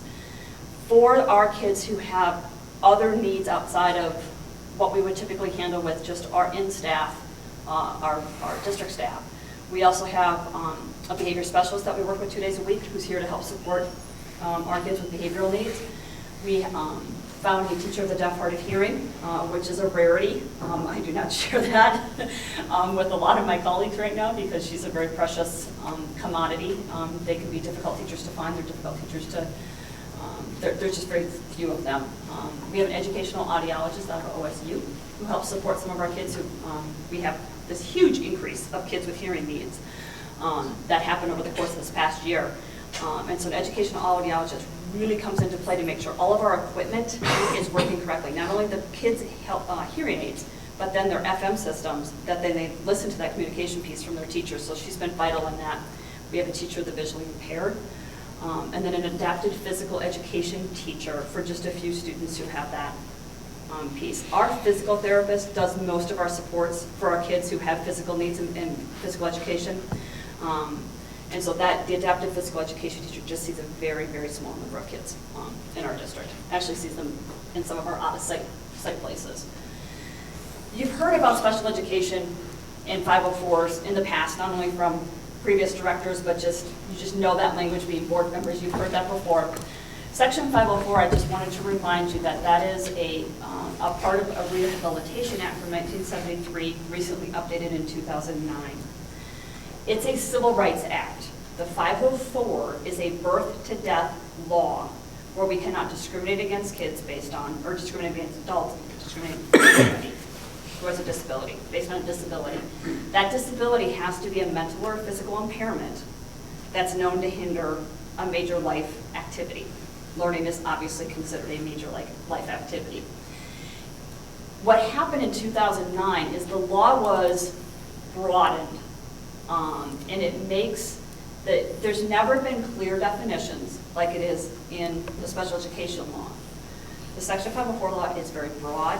It's meant to be very broad. It's been interpreted over time through the court system, not through the legislative system. And so Section 504 really looks at what does a child need to have an equal playing field in the general education curriculum. And when I say that, it literally means the playing field stays the same. It's what do they need to get onto that playing field. Special education law can change the playing field. It can change the arena. It can change the seating. It can change all sorts of things. So there's a very distinct difference between special education and Section 504. Staff can have access to 504s. A staff might need a 504.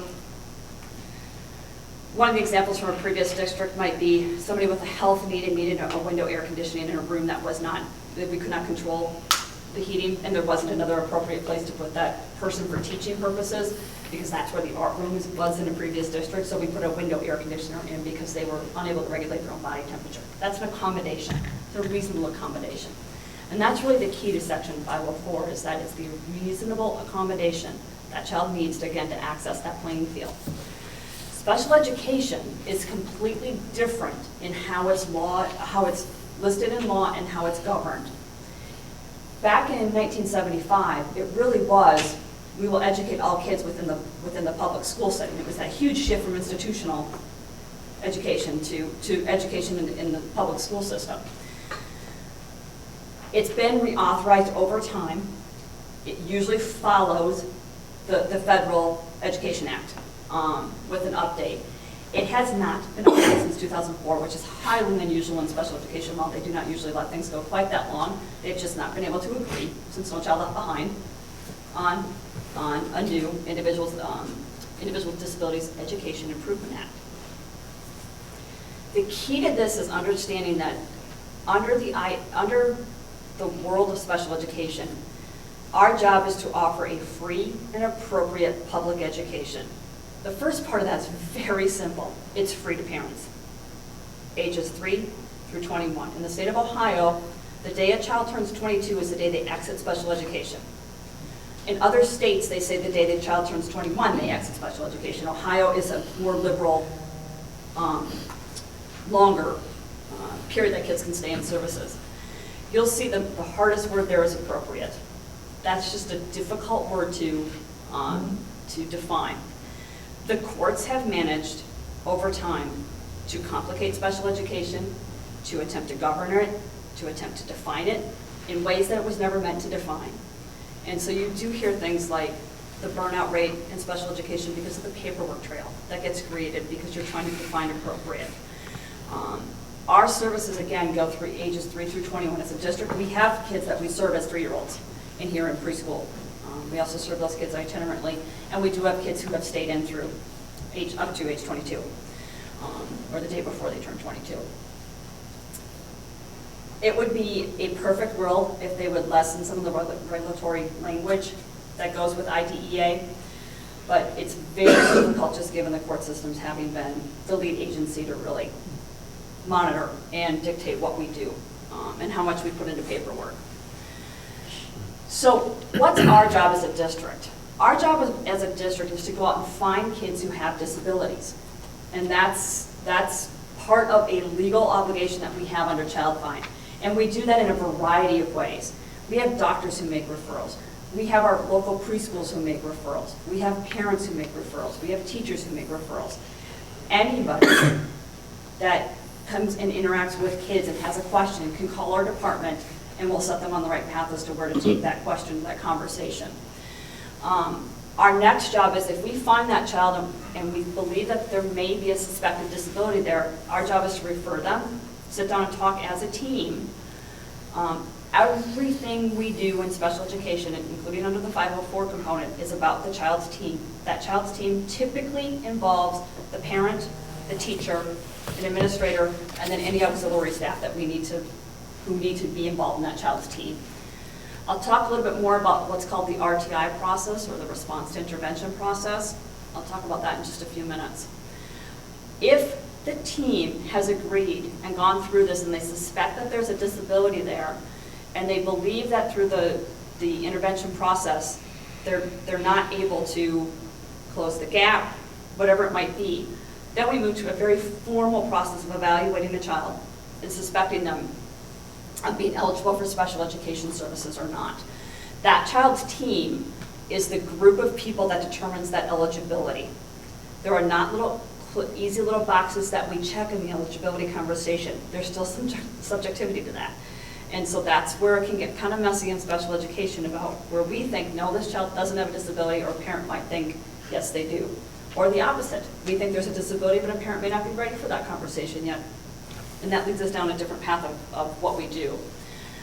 So as we move towards that process of eligibility, we determine is the child eligible for services or not. If they are, they need to fit one of these 13 categories in special education, because that's the box we have to check to say, yes, they're eligible for services.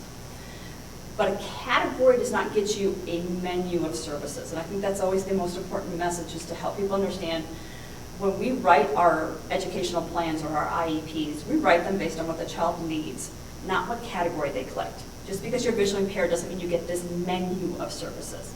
It's just, that's the category, great, we close that door. Now we talk about what the child's needs are. If a child's not eligible under special education, they may be eligible under 504. So it could go either way, or they could be eligible for neither. That can happen. By the time we're in the evaluation, determining eligibility conversation, we are fairly confident that the child qualifies for something. Our hit rate once we move into evaluation is pretty solid. And we want it to be solid. Because we want to do everything we possibly can do before we start that conversation of suspecting a disability. And that's where the response to intervention piece comes into play. Again, it's very much a team approach.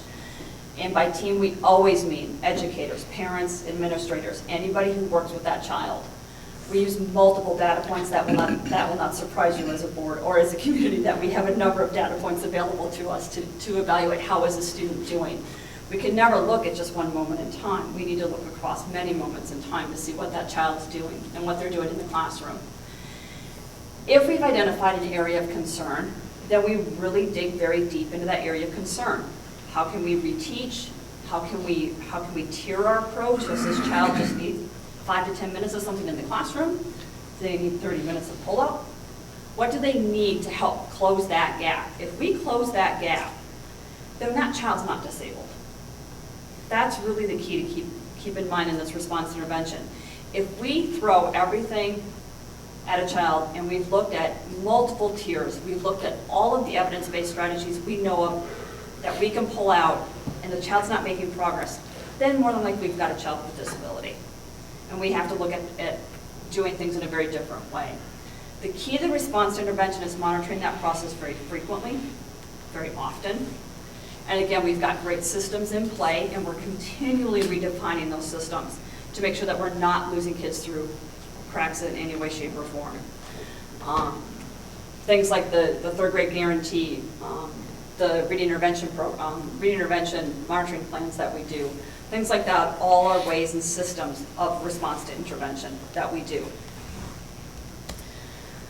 So, when a team has gone through this process, and they're now at that point where we've evaluated, we're at the table, we're talking through, does this child meet eligibility for special education services? It has to adversely affect a child's education. It cannot be a lack of instruction or an English language issue. What we mean by lack of instruction is, and this does occur, we may have a student who's coming to us in 2nd or 3rd grade and they were homeschooled kindergarten and first. It's very difficult for us to substantiate what that level of instruction was to say that the child's learning disabled in 2nd grade. That would be an exclusionary factor where we would say we don't know that level of instruction. We want to give that child more time in a structured environment before we label them with a disability. We take that process very seriously. And we don't want to unnecessarily label kids with disabilities if we can avoid that. So those are two very distinct factors that cannot. If a child's never been exposed to the English language, they're not disabled. They have to learn English. Then we can talk about if they're disabled. Do we have students who are both English language limited and special education? Yes, we do. But that's because we've gone through multiple steps and multiple years of intervention before we've determined that. There are 13 categories, according to the state of Ohio, that students can be eligible for services. And the key to this is that they require specially designed instruction. And that means services from an intervention specialist, an occupational therapist, a speech therapist, whatever that specially designed instruction might be. And so we have to walk through that process with parents. These are the 13 categories that are available for us to look at. I'll show you in another slide or two kind of where do we fall with most of our disability categories. There are some categories here that are just, we don't happen to have any kids in those categories at this time. And that's not unusual in a small district, that we wouldn't have that many kids. The developmental delay category on the bottom there is only available to students who are of preschool age. We do not use that developmental delay category past the age of 6 or after they've entered kindergarten. There are, the intellectual disability used to be cognitive impairment, it used to be all sorts of other things, but it's now intellectual disability is kind of the new title on that. emotional disturbance, autism. Specific learning disability could be, under specific learning disability, the child could have a math disability, a writing disability, or a reading disability. So it could be any one of those three things. Once we get into the world of IEPs and how we look at the service models, everything becomes, again, hyper-individualized in this case. All of our services are on a continuum. You'd be hard-pressed to pull up some of our IEPs and really, there's some commonalities to our service models, but it's so individualized. We have students who might see a speech and language clinician one time a week because they're working on articulation errors, all the way to students who have resource classes in the 4 core subjects with an intervention specialist, which is, over 60% of their day would be in special education. So we have got that gamut. We have that continuum of services. As we go through things, overall our students are always part of the full student body, obviously, for kids who are in special education. It's really, it can include not only direct services, but it could include supports. It could include other services like the speech and language, occupational therapy, PT, things like that. It could include accommodations on how that student can be successful in the general ed curriculum. So we have a variety of models here in our district. We have an inclusion support where it's 2 teachers in an inclusion setting where you've got a general education teacher and a special education teacher or an intervention specialist. In like an English class or a math class or a science, whatever it might be. So there might be 2 teachers. And some of your kids may have been in some of those inclusion classes as the typical peers as well. We have that resource model where we are pulling kids out of the general ed curriculum, and our intervention specialists that are responsible for teaching a science or a social studies or a core subject. And then obviously students could have direct or indirect services from our related services staff. And when I say related services, that's the OT, PT, speech, those folks. The IEP team's job is to create a service model that is in the least restrictive environment as possible. That means where the fewest amount of services are needed is where that child should be placed. So as kids have more complicated needs or more in-depth needs, they may be in a more restrictive environment because that's what will best meet their needs. For the most part, most of our kids' needs are met in the general ed setting in our district. Just based on the kids that we have. So what's our Granville population like? As you can see, both other health impairment, which is that top box, and then if you jump down about three more lines there, you'll see SLD, which is that specific learning disability. Those are the 2 major categories that our kids are placed in. And that won't surprise you. That would be fairly similar across most school districts. Those are the 2 biggest categories across the state of Ohio as well. Other health impaired means a student has a medical diagnosis known to hinder educational growth. Can you think of what the most common one would probably be? ADHD. That's the most common medical diagnosis that our parents or that our students have that qualifies for special education. And that used to be, even 10 years ago in Ohio, that used to be considered a low incident category. And once the explosion of ADHD, anxiety, things along that lines, we are seeing that growth in our population. Obviously, the specific learning disabilities really fits most of our kids, many of our kids. Our autism numbers are not blowing out of proportion. They are not. They're just keeping pace with what you've seen at the national level. We have doubled our autism numbers over about the last 10 to 12 years. So that's not, considering that we've gone from 1 in 112 to 1 in 188 to 1 to 66 kids, according to CDC, our numbers are not exploding out of control. Middle down, the next big bar there is our speech and language kids. That's where most of our preschoolers fall, and our kindergarten, kind of first grade with those articulation errors too. So not a big surprise. This is the percentage of students we've had in special education over the past 5 years. And you are going to see this kind of odd growth last year. No, it wasn't because you got a new director of special ed. Our numbers were very, very consistent over time, right around that 13% range or so. In 2014 and 15, we actually took back our preschool services, and we were out in the community providing preschool services to students in all of our private child cares. We were just out in the public a lot more at that level. And that number, along with the decrease in overall student population and our increase in preschool numbers, is why you see that almost full percentage growth for a year. We looked at those numbers and scrutinized and really looked at it. It's our preschool population that exploded last year because we were just out in the public. And now you see kind of we've come back down into a little bit more, and that right around that 13 to 13.5% range. We have, again, approximately 328 students in special ed, approximately 100 students with formal 504 plans. We have 32 children in preschool. We have 15 students who do access the John Peters or autism scholarship programs here in the state. Those are dollars that are available to families where we have an agreed upon IEP. They can apply for the scholarship dollars and go get the services from a different provider other than Granville schools. Many of our families who access those two things access it because they're homeschoolers. But their kids might need speech or they might need reading help. And so it allows them to get those services, but obviously they aren't here in the district with us. We have 18 students who receive services from entities such as the Licking County ESC or other out-of-district placements that are not physically attending school. Some of those kids are not here. Briefly, this is just our annual rating information. We do get a special education report card, like we get a district-wide report card. And so the ratings for this year, it's based on data from 2013 and 14. There are 4 measured indicators that we look at.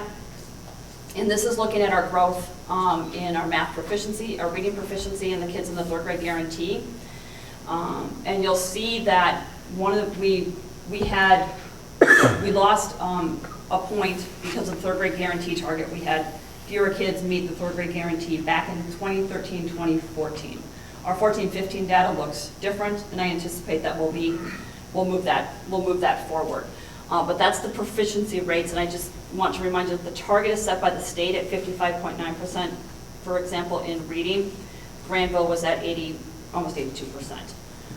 So I am concerned because I think we want to see our overall special education targets obviously higher, but I'm not concerned about not meeting the state targets.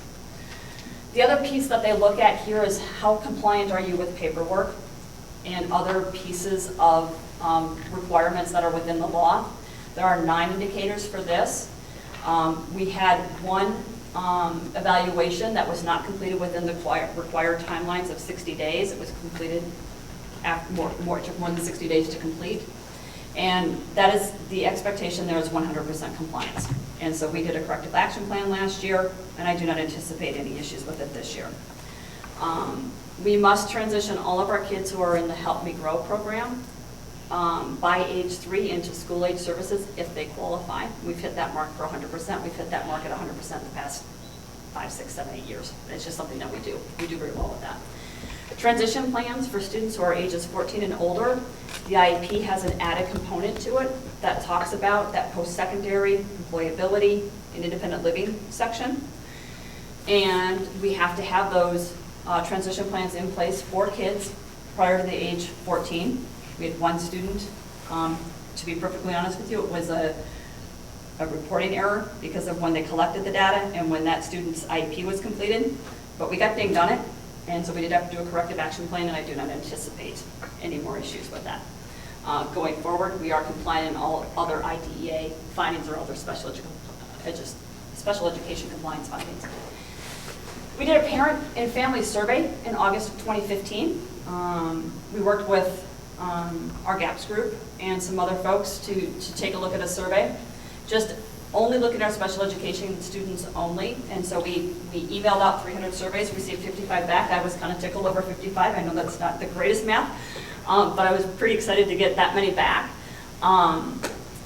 The feedback was phenomenal. But you'll see a couple areas that we have some work to do on in this presentation. I hope will help accomplish one of those things. Over 92% of our parents report they feel like they are part of their child's IEP team. That's really important to me and to our department overall. And they feel like we are sensitive to their values, to what their goals are for their children. I think that's huge. And that over 91% of our parents were satisfied with the services their children receive in special education. I think that says a lot about our staff and a lot about our teachers and our support systems here. Only 67% of the parents who responded know how to access those resources, so that's obviously a key piece that we can do some improvement on. And only 50% of the parents who responded knew how to access services in our community.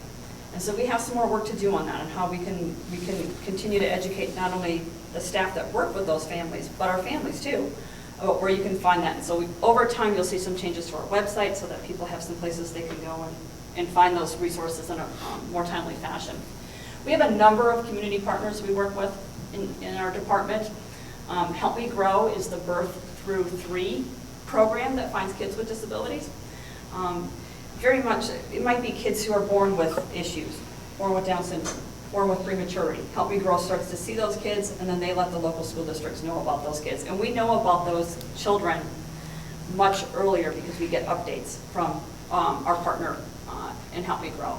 Obviously, our local doctors, our private schools are another place that we work very closely with, our local preschools, our GAPS group, Licking County Board of Developmental Disabilities, Opportunities with Ohioans with Disabilities, used to be considered the Bureau of Voc Rehab, new name, that one, changes all the time. Spark is a community agency here who also helps link us to kids who have disabilities. And My Place to Be is just another entity that's out there that helps students with social emotional needs, anxiety, things along that lines. Kristen Milner's program. Lots of resources out there. We always want parents to know about where they can go and find information on specific to students with disabilities. Is whose idea is it? The Ohio Coalition for the Education of Children with Disabilities is another great agency for our parents to contact. And there's lots of things that the ESCCO has that are for families. Specifically, we try to get those into our Blue Ace News and get those out on our website for parents to see those. So that is our overall department. I'm wrapping up my second year of getting to know Granville Student Services. We have a huge focus moving forward on some co-teaching teams, how we can better that teaching level at the classroom level. We'll start by building the capacity of our leadership team. We really want to continue to develop those strong inclusionary models because we want our kids in the general ed curriculum. We know that to be the best placement for our kids. One of the things our parents have identified over time is just that transition between buildings, which would not surprise any of you at all, and that we want to make that a more smooth transition. And so that'll be an area that we'll be focusing on how we can make that more a smoother transition as parents move from building to building, and somewhat, grade to grade too. It changes. And then again, one of our goals will certainly be to increase our families' knowledge about the resources and the community systems that are out there to support their families and their children with special needs. That's student services in the world of Granville. Thank you very much. Thank you. Thanks, you guys. Any questions? Any questions? No, it's very comprehensive. Yeah. No, I'm glad you did this because I feel like I know bits and pieces, but really not entirely what you do. And you mentioned earlier that you made your job easy. I don't think your job is easy. That was very informative, and I'm very happy to, because I get questions, not necessarily from people who need an IEP, but from, my husband for one. And I'm like, so now I can answer his questions. Absolutely, so that's what we're here for. My email, my phone, anyone, the principals can answer questions, anything that we can do to help support our families is what we're here to do. So thanks, guys. Thank you. Thank you. Thank you. I'm going to introduce Bill Baker and Joe Kyle from MSA. They were going to kind of give a little update when we were making the action or approving the action item on the infrastructure project. I want to move them up so that they can talk a little bit about the infrastructure project and the tennis courts so that they can we usually have long meetings. I should have prepped you on that. So. We're almost halfway through. We're only halfway through. So. My worst in history was they had to make up 2 board meetings. It was a district. The first meeting started at normal time. The second meeting started at 11:30. In the morning. It was so going on. Well, we will not replicate Yeah, we don't really do that. No, let's not What's quite that? do We've never gone there. Yeah, no kidding. That's the hiring The days. sheep farm. Yeah, we have Come gone close. into the next We've come day, close. but not two, so.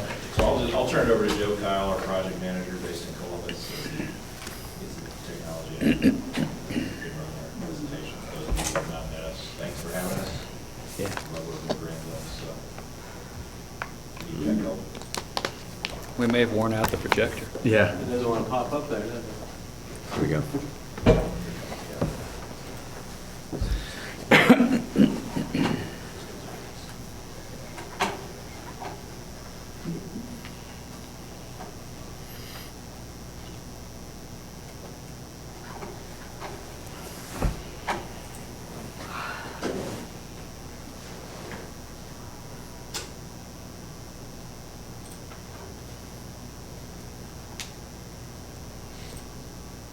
There we go. Thank you, Michael, as always.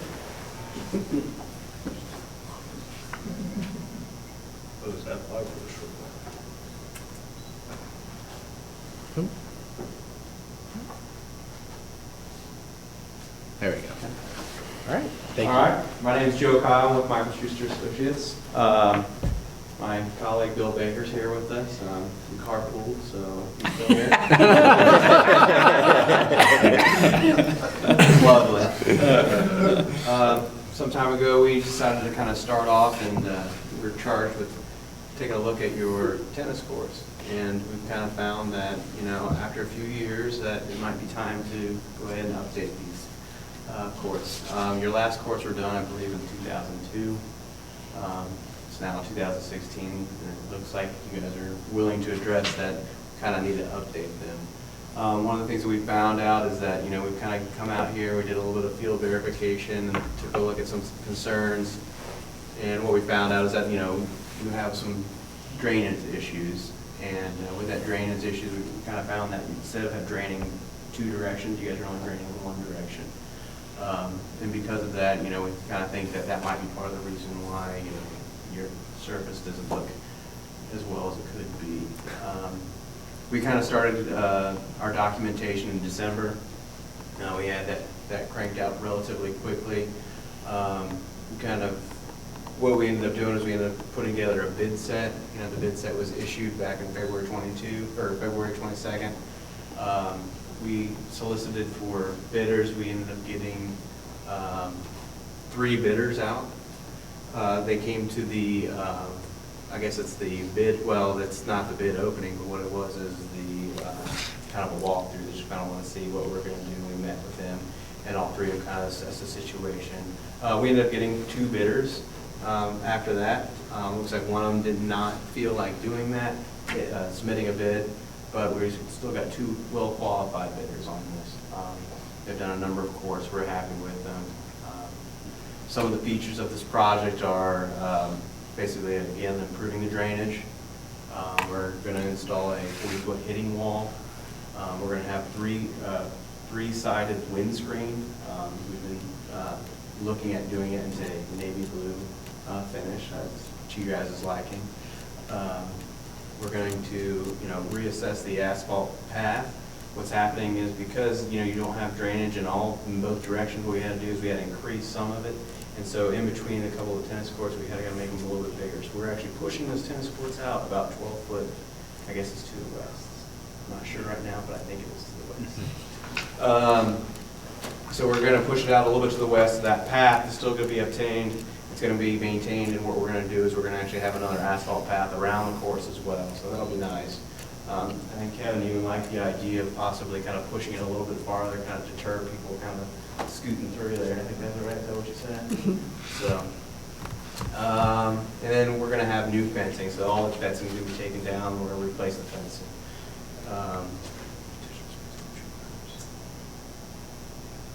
So what you can kind of see is your overall master plan and kind of where you are right now.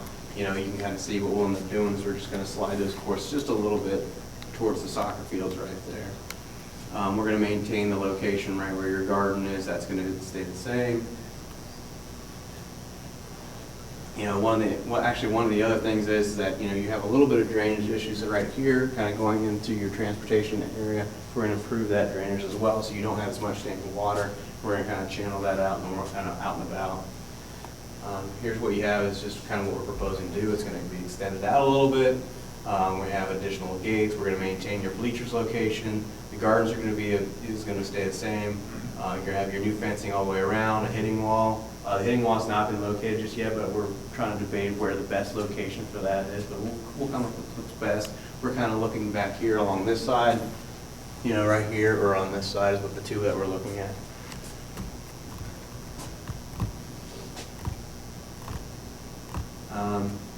So the bids came in. We had, like I said earlier, 3 people came out, looked at the site.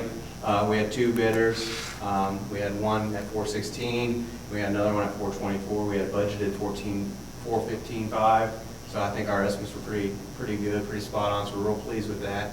We ended up awarding it to Vasco Sports.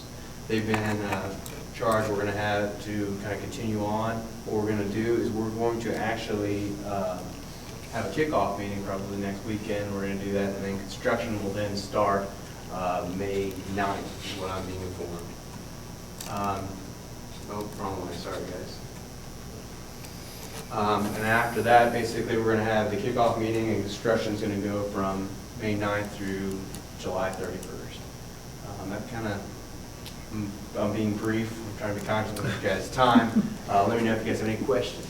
Joe, can you talk a little bit about the swampy area in front and what you're going to do to address that and grading? Yeah, so really what happened is we actually, you know, you had so much water kind of right here. We had to kind of make sure it wasn't like a wetland or anything like that. So what we did is we kind of did a little investigation. It was not deemed that way, but really what's happening is that the water's kind of, you know, staying in one position. And so we're going to end up channeling this water out and away this way. You have a drain right here as well, so we're going to kind of connect into that so we don't have like a pool of water in here.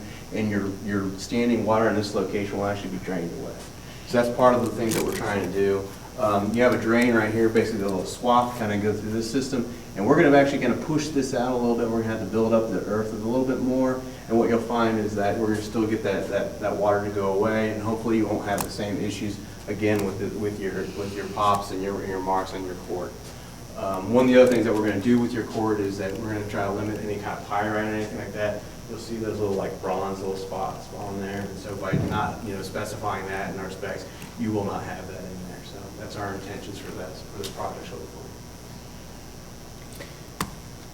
And the contractor who is the low bidder, you've done work all over. They're one of the most reputable sports construction kind of site. They do a lot of tracks, a lot of tennis courts. They just had a Massillon, so they're a really high quality outfit. So we were really pleased that they were one of the folks who bid. Also, we're going to be awarded the project.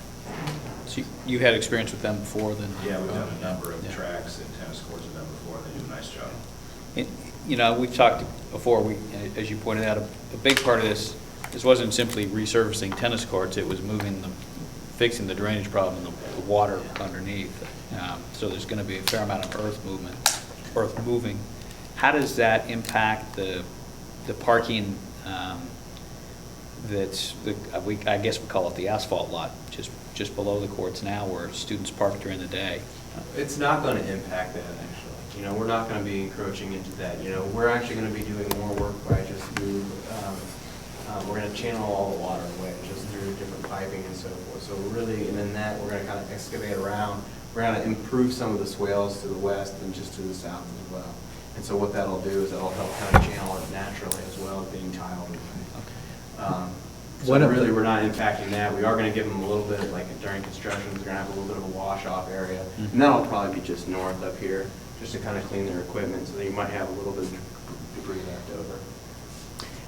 And part of the facility plan was to look at the asphalt of the entire middle school, high school campus, and we're building that in. We feel like we want to complete this project before we try and put asphalt down. No reason to put it down. Exactly, just to tear it up. Right. One of the things that we are doing also is that we're also going to, we're running conduits in there in case you guys decide to run, any kind of lighting or any kind of additional power. So we are being cognitive of that. We're addressing, any future needs that you guys might have, and I think that should be beneficial for that. The board went through the process. This is what we're calling phase one. And I think this is important for the community to recognize that this is the start of an investment in the entire athletic facility layout. We've partnered with MSA to look more broadly at the entire campus to look at our athletic facilities, and we do have several plans, but this was a key infrastructure process to start with, because we have to get water moving from up at the highest point all the way down to that lowest point, as Joe referenced. And so this really is the start of a long-term process to upgrade the entire athletic complex of the middle school and high school. And we'll talk more about that as we get closer to those phases being implemented. Do you have any way to evaluate what our potential exposure is once they get into the earth and start tiling? And we've actually gone ahead, we were really concerned, and we've tried to really think this through, and what we actually did is we had a company come out and actually camera your existing lines and see if any of the lines were actually bellied out, or if there was any clogs or anything in there. We didn't quite see that right now, but when in the construction, what we're going to do is we're going to take all this away. So it's all going to be exposed, and we're going to kind of see any problems that might have. And one of the things that we did is, by doing the cross, drainage, by going both ways, this way and this way, that should help, limit any drainage kind of going out into, piling up in one area. And in terms of the total contract costs, you're pretty comfortable with the fact that we've got enough contingency in there, and once you never know what you don't know, right? Until you get into the ground. Well, let's hope we don't find like a geyser in there. If that, I don't know how to address that. But, sure. Maybe we could bottle that. A water feature. We have water issues. Yeah. Water feature. Good thing. Yeah. Okay. Russ, we actually had $450,000 budgeted for the project. Mm-hmm. So in essence, we do have $35,000 in contingency in the project if it comes. Okay. The benefit of, it's primarily an on-ground, below-ground project, so once we get out, it's just going to be exposed to dirt. If there is any issues, once we get out of that dirt, put the asphalt down base, above that, it's essentially fencing, coating, and some equipment. Right. So we'll be in touch with the district administration in a moment, if anything comes awry. I think one of the things when we looked at the entire process is, we really wanted to maintain the garden space because we feel like that's a critical area for gym Reddings. We talked at some point about would it be right to move them to a different location. But again, you're talking about complete new earthwork, and that's in the range of $700,000 versus $400,000. So we really wanted to make this location work with the grander scheme, and I think they have a good plan to do that. Yeah, and I think that's going to give us more opportunities in the future to kind of spend that extra additional savings, in other more valuable locations. Exactly. Any other questions for them? No. Excellent. Great, thank you. Thank you. Thank you for waiting too.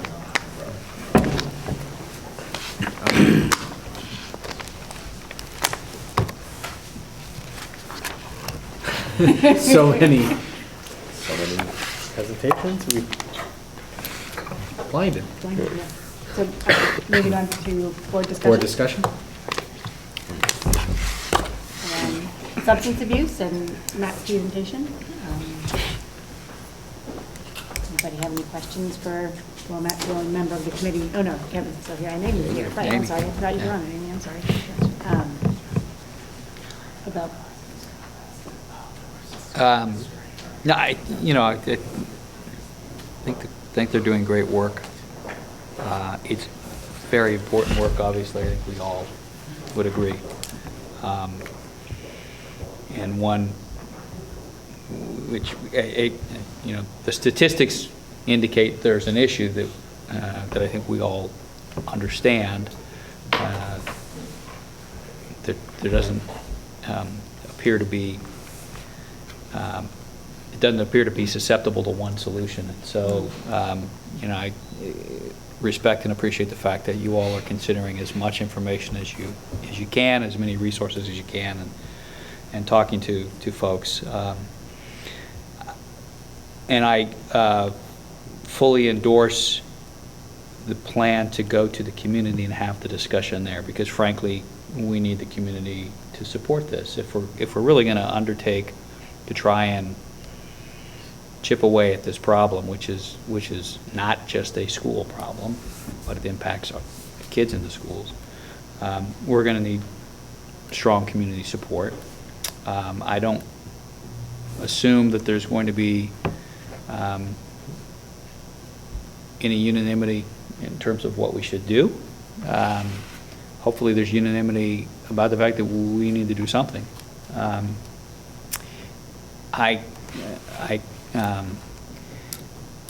The question to me is sort of what comes first? Do we go to the community and say, here's the problem? The statistics bear out that there's an issue. There are some alarming survey numbers, alarming being my characterization, survey numbers. What do you want to do?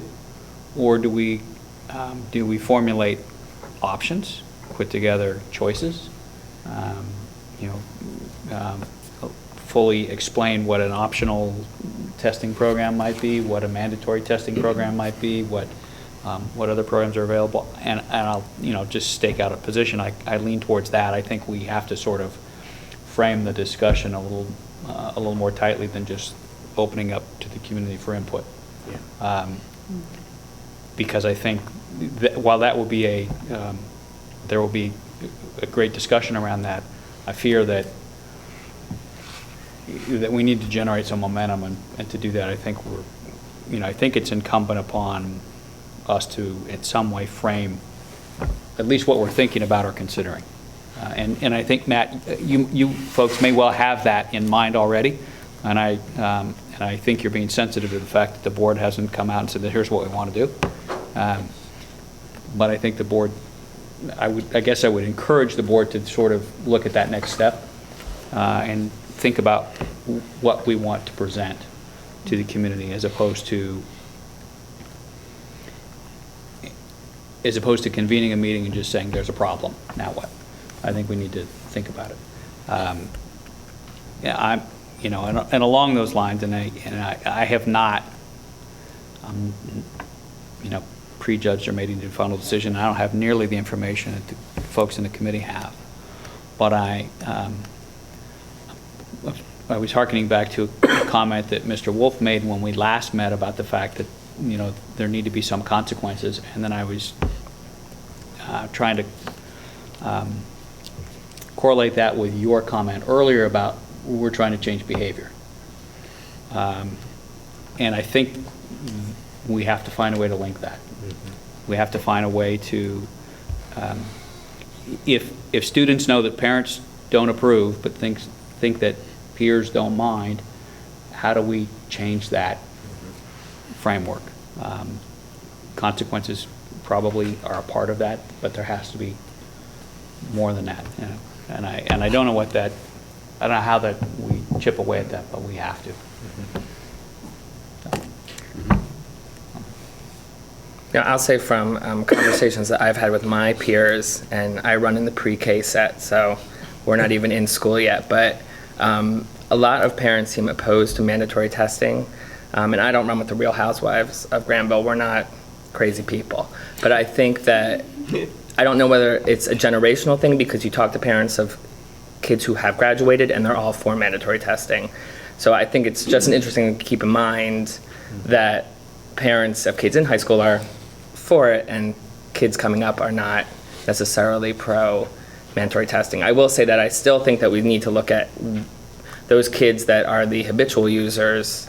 They're not the ones that are going to be going into the extracurricular activities, and extracurricular activities show that when you do it, you stop doing drugs and you do other things. So if there's going to be a mandatory testing element, that might dissuade some of the kids from doing it, or even just finding those kids and getting them help within the larger school community. But then if you do parent or voluntary testing that parents are doing, then will they turn your kid in? I don't know. It's a conflicting issue, but I think the community forum, I think, will be a wonderful place to hash out some of that. And I think it'd be valuable to have future parents coming as well, because we have our kids in the set that are ready to join as well. Great point. I do think though, even at the middle school, high school level, it's very mixed in terms Yeah. of support, because most of the people who talk to me are not in favor Okay. of mandatory testing. So I still think it's a very mixed sentiment in the community. Again, and the community forum being the place where we're going to actually see where that comes out. And so some people may feel more strongly about it, and they'll come and they'll express their opinion, and maybe some people don't feel as strong, they're opposed, but don't feel so strongly and may not come, so. Yeah, exactly. But I like Russ's comment that we need to do more than just say, okay, here's the problem, give me your opinion, but like shape the conversation in some way.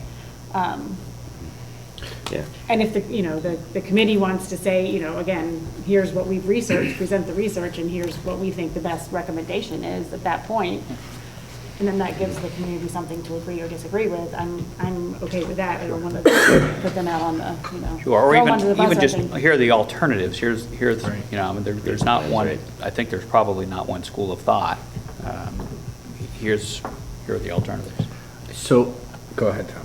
I'm sorry. I guess I'm encouraged by the way that I feel the committee's been led to include all perspectives, right? And I think the challenge you often have with these, especially in the community forum, is you get one side of an issue to come out and speak vocally, and the others kind of sit back, right?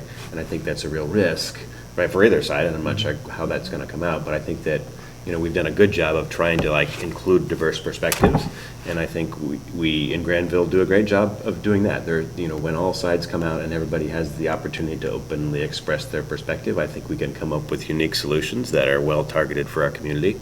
And so I think that, that participation level, right, is really critical in this next phase. So we kind of hear those voices from all sides to be able to craft the unique solution, whatever that might be. And I think, going out with, 3 alternatives and kind of where you pick those alternatives or something along those lines will help frame the conversation and let people understand the real issues that we have, right, from various perspectives, right, as well as potential solutions that are kind of what we consider to be the best practice that we'd like to move forward with. So, good job being inclusive. At OSBA, there was a presentation by a superintendent who went through this process and instituted a mandatory drug testing program. Do you know if I don't know if I don't remember him talking about the community process. Can we contact him at least and see, He's at a different district now. Well, but he is. yes. Not foreshadowing. Not the desired result. I don't even think of But that. he actually is willing to come and down and talk to the board about the process that they went through. That would be great. What It was- district was it? It was Waterloo up north, and then, Unfortunately. yeah, and then he moved to Revere, Revere local, I think. So, yeah, I've talked with him a couple of times. He's more than willing to come down and talk to the board at any point. You're hitting all of the points that he said. Basically, it is a divisive issue. So, the first piece, I think, it's clear that we have to articulate that there's some level of an issue, especially for the preschool parents who are not even conceiving what life as with high school students is. And we don't want to for a while. Yeah, exactly. So we're gonna scare you straight, right back to the point. So it's one of those things that we have to share the facts, get them in front of people, then talk options. Okay, option 1, mandatory. Option 2, opt-in. Option 3 could be, what's another solution that they propose? A lot of times I see, situations where we say, okay, you come up with the third alternative. You're not happy with option A? We're not happy with option B? What's the third alternative? And then we get their voice in the process. But I agree with you, if we just have an open forum on drug testing, it will be a nightmare. Because it won't go anywhere. We'll just continue to circle around the same concepts. But we have to make sure that people understand there's a problem. Yeah. And we have to address it. Logistically, first of all, I think it would be great if we got that superintendent to come here and speak with us. But logistically, we're talking about a community-wide forum. We need to publicize it. We need to get the word out. It's May. We know no one's going to show up in the summertime. So I'm sort of assuming this is a fall forum. I hate to lose 4 or 5 months, but I don't see how we get people to show up once we go past the middle of May. And so, and that's just my opinion, but sort of looking down the road on that, if we're doing that, then what I would like us to do, I would encourage us to set a firm date and begin to get the word out through PTO, through every team that signs up, through the athletic boosters. Hopefully, when Mr. Jarrett convenes a meeting of parents of athletes in the fall, the mandatory meeting, that could be something we can talk about there, that there's a meeting coming up, there's a community forum. I mean, we want people to come out for this. I think to Thomas's, perspective, I mean, we don't want it to be just a few. We need a broad perspective. So, and I want to make it clear, I don't relish putting this off till the fall. I'd love to do it sooner. I just honestly don't know that we get anybody between May 15th and, early September to turn out. But you guys may have a different view. What did the committee talk about timing of the forum? Okay. Do you Understandable concern. Yeah. But is part of the goal not to be able to get this into the handbook? Yes, I mean, I think that is a timeline discussion then. But I think the board has said on multiple occasions, let's go slow and get it right. Absolutely. But I agree that, now you're talking implementation 17, 18. Right.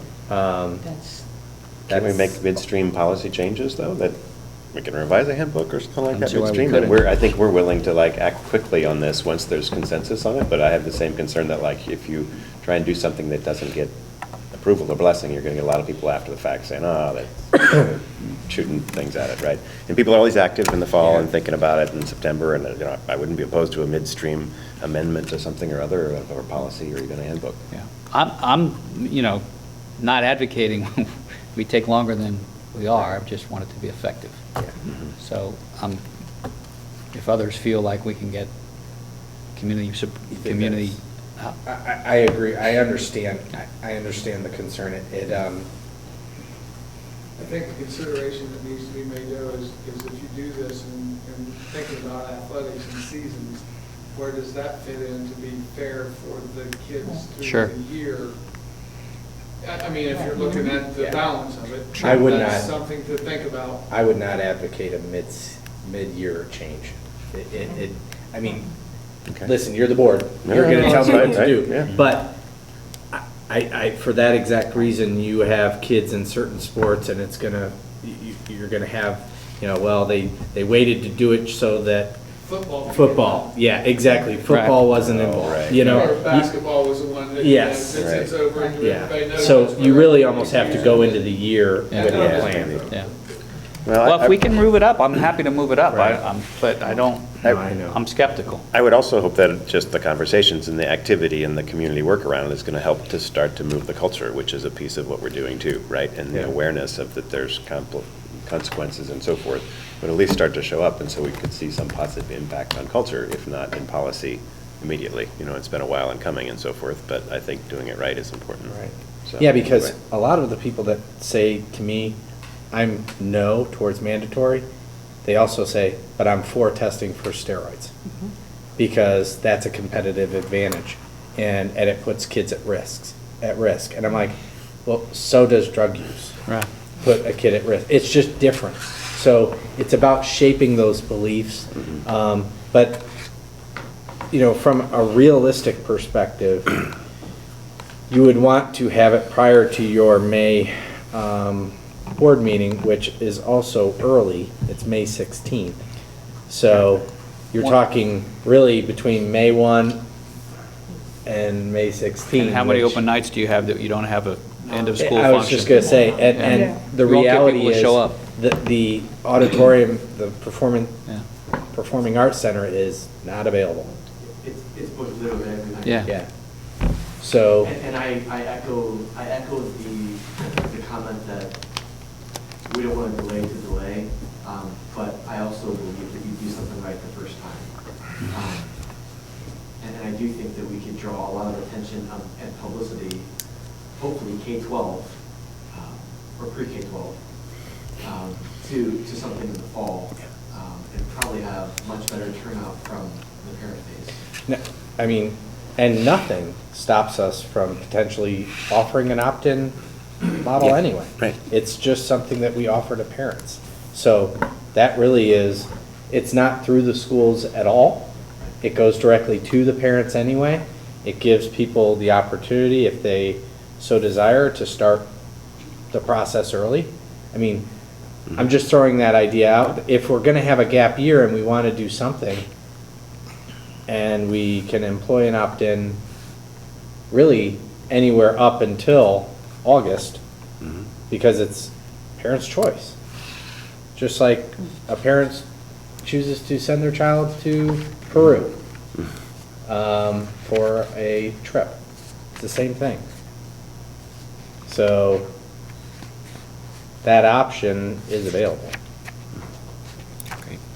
So I think what I'm hearing is that we need to target community forums starting in the fall on this topic. Are you okay with that? Yeah. I mean, What do you But I think, agree, Katie? just I haven't knowing, spoken up yet. Yeah, I know, I was gonna say, you sat on the committee. I wanted to share some of the voices from the committee, speaking of getting other voices. When I first started,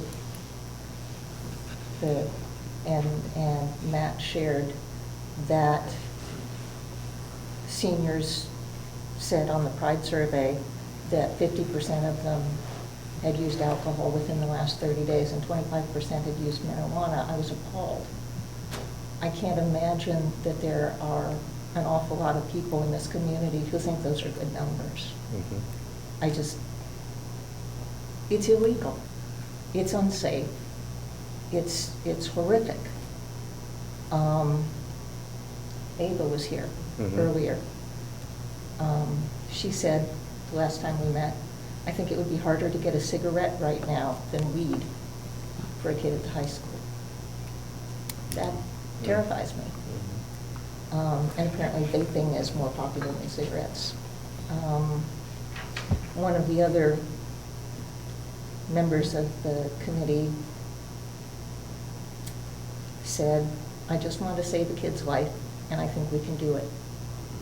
And he lost one of the kids on one of his teams. And Ava said, and he felt very strongly that opt-in would be considered a joke by the players on his team. And most of the other kids that he could think of, that they would not do it. And I thought about the Alice training. That's something that could save a life, and nobody took it serious, or too many people didn't take it seriously of the students. That distresses me. And Ava said, I think making it mandatory is the only way. She considers it an epidemic of drugs in Granville. That's from inside the high school, inside the classroom. I am just distressed at the thought that you're willing to wait.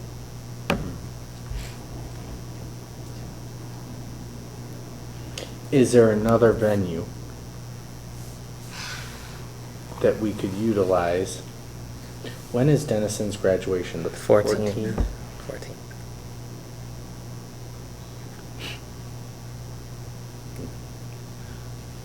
Let me ask something else. And, you know, we've sort of said we're going to get the community involved and take this to the community. The other thing to do is, you suggested this on an opt-in program. I mean, the options are available to us to do what we vote on doing. I mean, we could clearly take a position on a program, opt-in or mandatory, and just, I don't know how that would turn out. I don't know whether there's an appetite to do that without going to the community, because we've said all the way along we want to go to the community, and frankly, I agree with Amy. I hate to lose any time. At the same time, I think, not because this is a divisive issue, but because I think it fails if we don't get enough people to buy in. To me, that's the reason to go to the community, but maybe others don't feel like we have to. I don't know. Can we take the polls a different way? Can we do a survey and encourage people to respond, and then based on that, see what the discussion needs to be? Because that's something that could be, A survey could be developed and implemented by the end of this week. yeah. I mean, What's that- today, That Monday? could give us some input to start with, anyway. What's today?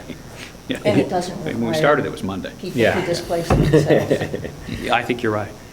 think I you're mean, right. if we really If you got want participation. buy-in and broad response, it would need to be not just online, because there are people like my mother-in-law who Mhm. don't go online, but vote regularly. Mhm. Just a thought. Yeah, the other question, is this a vibrant enough topic, and I think it probably is, that you couldn't just set a community meeting in the early part of June, and, yeah, you might lose a handful of people, but if they know about it far enough in advance, in June, they're still going to show. Yeah, I wouldn't do it over July 4th weekend, but, you know, if you do it just a week after school's out. I will not be here a week after school. But give them an opportunity and an avenue for submitting input if they can't be Yeah. there.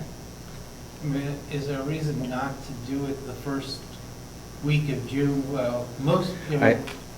I think the reason was articulated is people Right. kind of disappear quickly. So we wouldn't get the voices in the room. But if we create a couple of different opportunities for input, You don't always get the voices in the room anyway. this is true. I mean, And physically in the remember, room. we held 3 bullying forums, and it went kind of 100, 50, 10. So, Although I would say we had, for the sex ed conversation, we had yes, a very strong turnout. yes. So when it's an issue people feel passionate about. Yeah. And this is an important one. I would think if you did something in early June. I will not be here. So if you do it, then it'll be without me. So, but that doesn't, we don't need to. I won't be do it here the around my- first week either. First week I won't be here. Yeah. Jen, are you back after? Yeah, are you back? Are you guys back? We're back Just- on the 8th. Yeah, the 6th we get back. Okay. You should Yeah, be you could do here. it after that. Yeah. Do it the middle of the month. I mean, I don't disagree, Mike. I mean, people for whom it will resonate will show up. I don't, you know, and we have between now and the end of the school year to communicate with, by various means with folks to. I'm sure with Craig here, he Yeah. can Yeah. communicate it as well. Sure. And we do that. Matt, what are your thoughts? Do you think mid-June, second week of June? So we're going Monday, Tuesday. Yeah. So it'd probably have to be Wednesday night. 9th is a Thursday.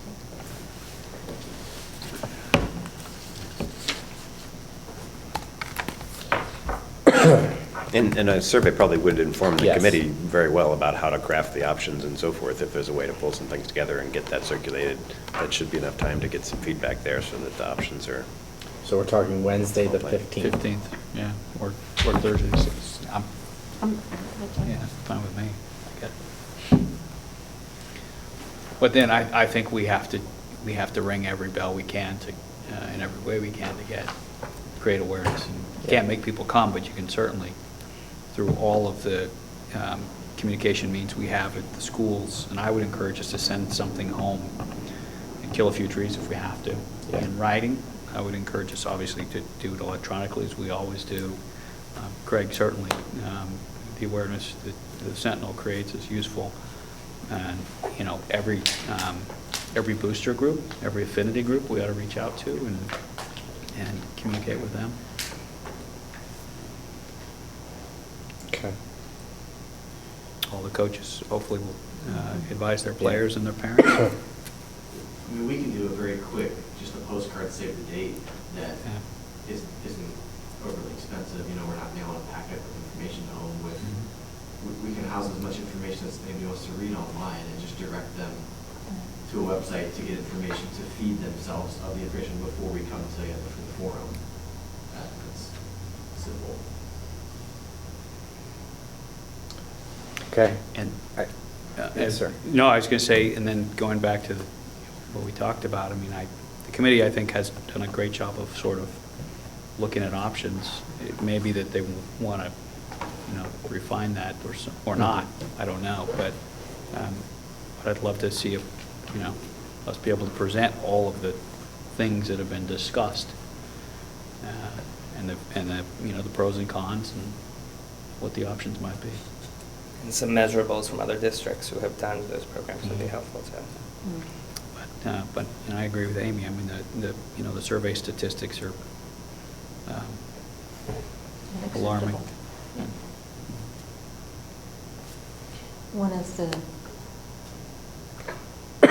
you said measurables, and one of the issues with mandatory is that the positive outcome is a kid who decides to say no to a peer who's offering him something because he doesn't want to get busted.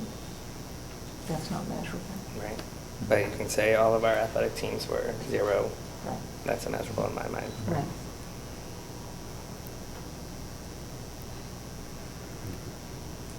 I believe, I can summarize this. We will create a survey as soon as possible with the help of the committee, Matt, to develop and target the questions. Part of that survey will be notification that there will be a forum on the 15th. Part of that forum will be and a presentation of some of the facts as far as drug use in Granville schools or in the Granville community. And then talk about options that have been presented and give people an opportunity to talk about those options. Give them the opportunity to propose a third option. And then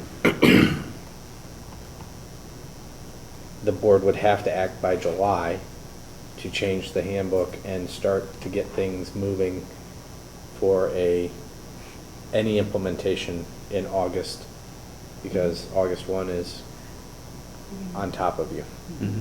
So, was there anything that I missed in that summary?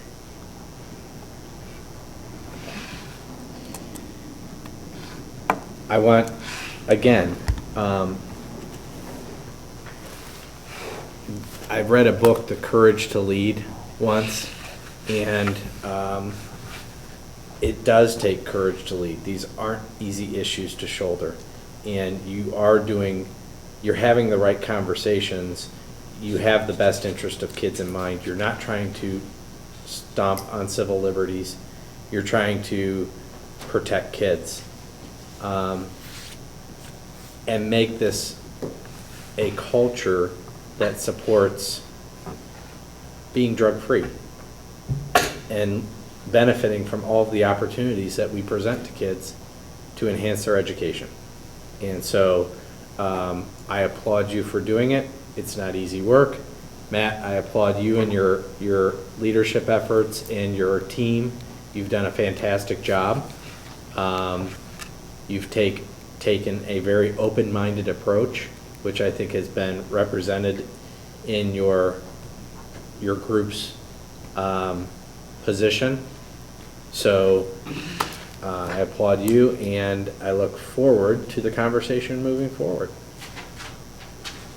I think just one of the things we need to do is the 2 presentations Matt's done this month and last month, we need to make sure that gets out more than just sitting on the website. So again, for people who can't you know, you can do the presentations on June 15th, if they can't be here June 15th, Right. you want them to have the information before they're filling out the survey. Always give them the link to our Yeah. videotaped meeting. They have to scroll through quite a few presentations tonight. But Okay. at least they'll see the discussion that we've had if they weren't. Yeah. You might get more than one hit. Yeah. And I meant to do this Since earlier, Andy moved, but right? Right. I do want to introduce Craig McDonald from the Granville Sentinel. So if you haven't met him yet, or some of you may know him from other areas, so we appreciate you coming. And we had a great relationship with Chuck, and we're working on building our relationship as well and getting to know each other, so welcome. Well, thank you. And I would certainly invite you and Matt and maybe even a student, if you wanted to write some guest columns sort of leading up to this, to put that in. That would be really effective. Yeah. We could even do a series of those between now and the due date. That's a great idea. Great, thank you. Yeah, Thank you. excellent, thank Good. you. Okay. Anybody have anything else? Nope, okay.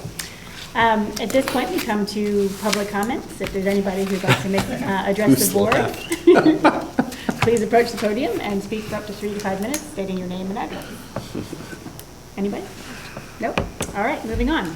Okay, go ahead. Yeah, not you yet. Sorry, I was jumping. And I'll be very brief.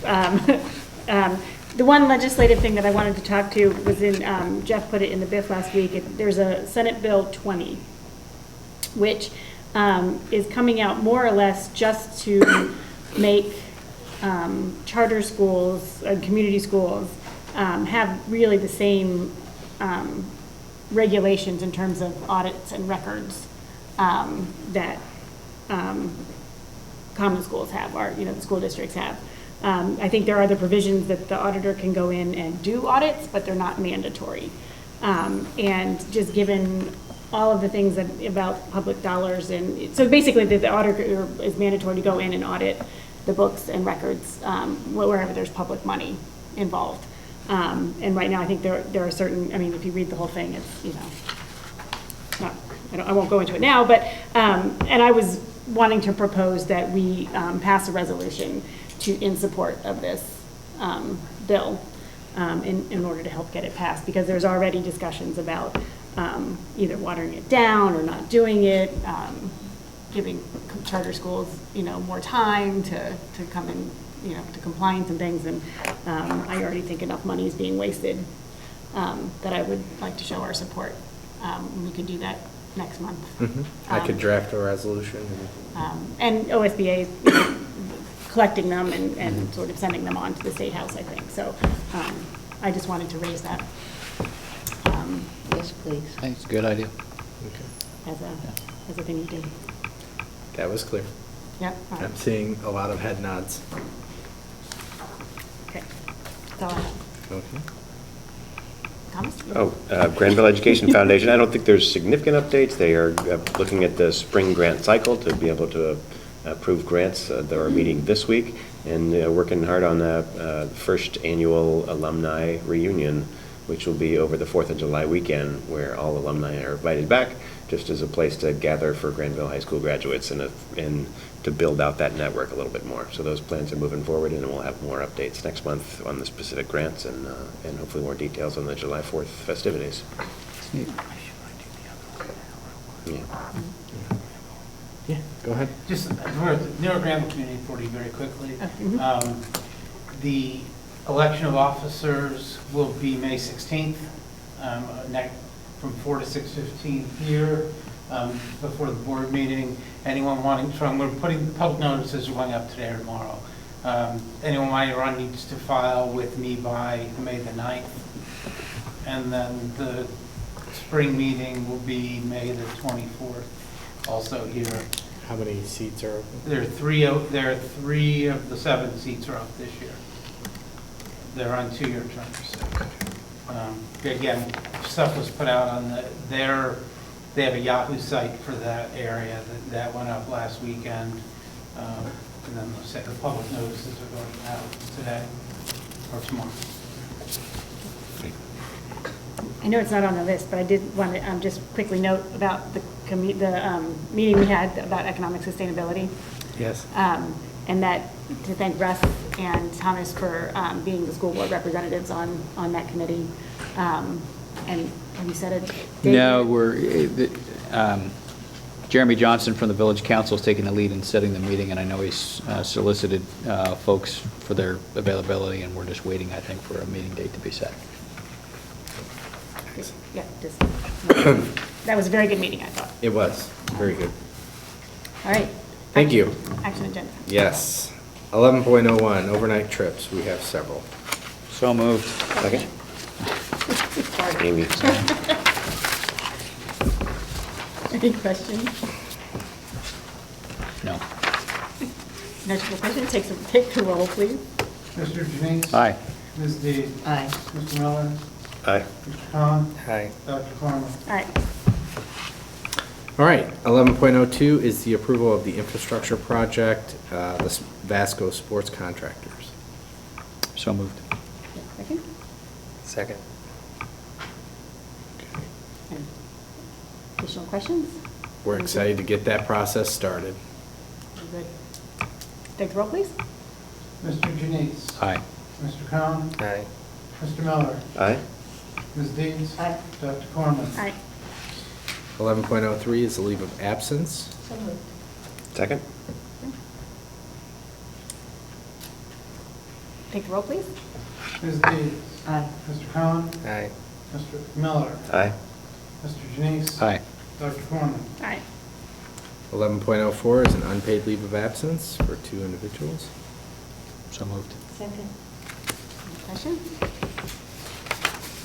Take the roll, please. Mr. Janice? Aye. Ms. Dees? Aye. Mr. Khan? Aye. Mr. Miller? Aye. Dr. Corman? All right. Thank you.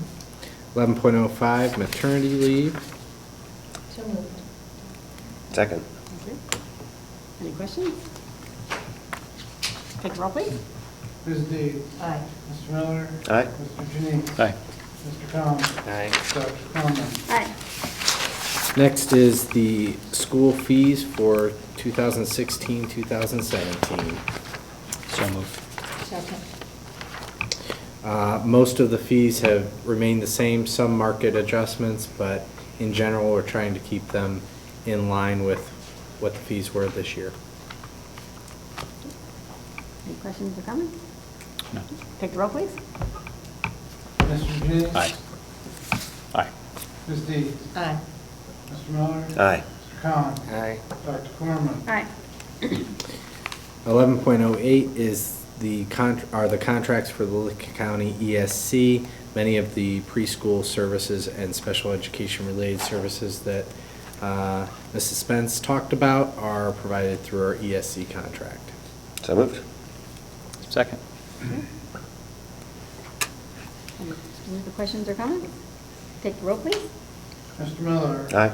Mr. Janice? Aye. Mr. Khan? Aye. Ms. Dees? Aye. Dr. Corman? All right. Thank you.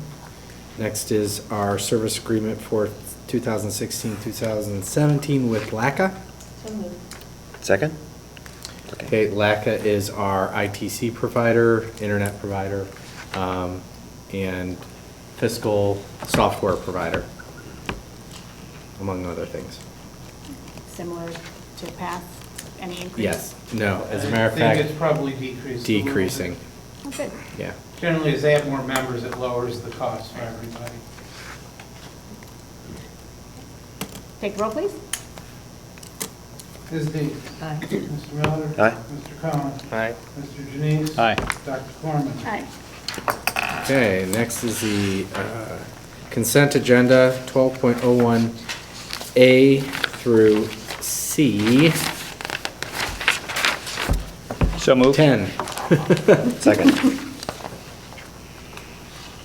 you like to comment on Yes, this? I will. Okay, so a couple of things to highlight. One, obviously, the donations from several individuals and groups to support the things that we're doing educationally. We appreciate that. This is our annual non-renewal of non-teaching supplemental contracts. Remember, we started non-renewing them every single year, and then we re-employ them because it is not a supplemental contract for non-teaching employees. Just So, real quick, do you send letters around? yes, we do. Okay. Yes, we send them notification that they're being non-renewed, and then we rehire them at the next meeting. We have one non-renewal of a certificated contract. That is the position that was filled for Sue Borcher's year leave of absence, and Sue has notified us that she is coming back. So we're very excited to have her back. We have a couple of extended time contracts, again, just for clarification purposes. The extended time that will be utilized this June, you approved last year. So this is approval of extended time for August and next June. We have a couple of new certified staff hires. We have Elizabeth Unteed, that is a... When did she graduate? I'm so old, she graduated with my daughter. Yes, yes. And she went to Ohio State and then University of Pennsylvania and has graduated with a master's degree in education, and she is going to be a rock star. Terrific young lady. Yeah. But man, oh. Russ is having a moment. Just think how Ryan feels. No. Yeah. We also have Janie Zwacki and Liana Daniels. All of them, I think, have the maximum of 3 years' experience. But Janie will be teaching AP Calculus, and Liana will be third grade. And those are new positions. We have several resignations, so I want, with appreciation of service, Anne Raffay, high school counselor, guidance counselor, she is moving to Florida. So she's done a fantastic job. I can speak personally to what she's done for Emily in the college application process. She's been fantastic, and as her guidance counselor for 4 years. So we will miss Anne. Katie Woos, also a family move, and Molly Gardner and Rodney Fields are all resigning, and we have posted those positions for replacement for next year. So with appreciation of service for all those positions. That's the end of my comment. Any questions on the consent agenda? No? Take the roll, please. Mr. Janine. Aye. Mr. Miller. Aye. Ms. Dees. Aye. Mr. Khan. Aye. Dr. Clement. All right. 13.01, the finances for the month of March. So moved. Second? I will be brief because it's a very boring report, which is always Yeah, we good. like 'em. Yes. Boring reports are good. Things are pretty much right where we want them to be right now. Our revenues are I think it's just slightly ahead of estimate for the year.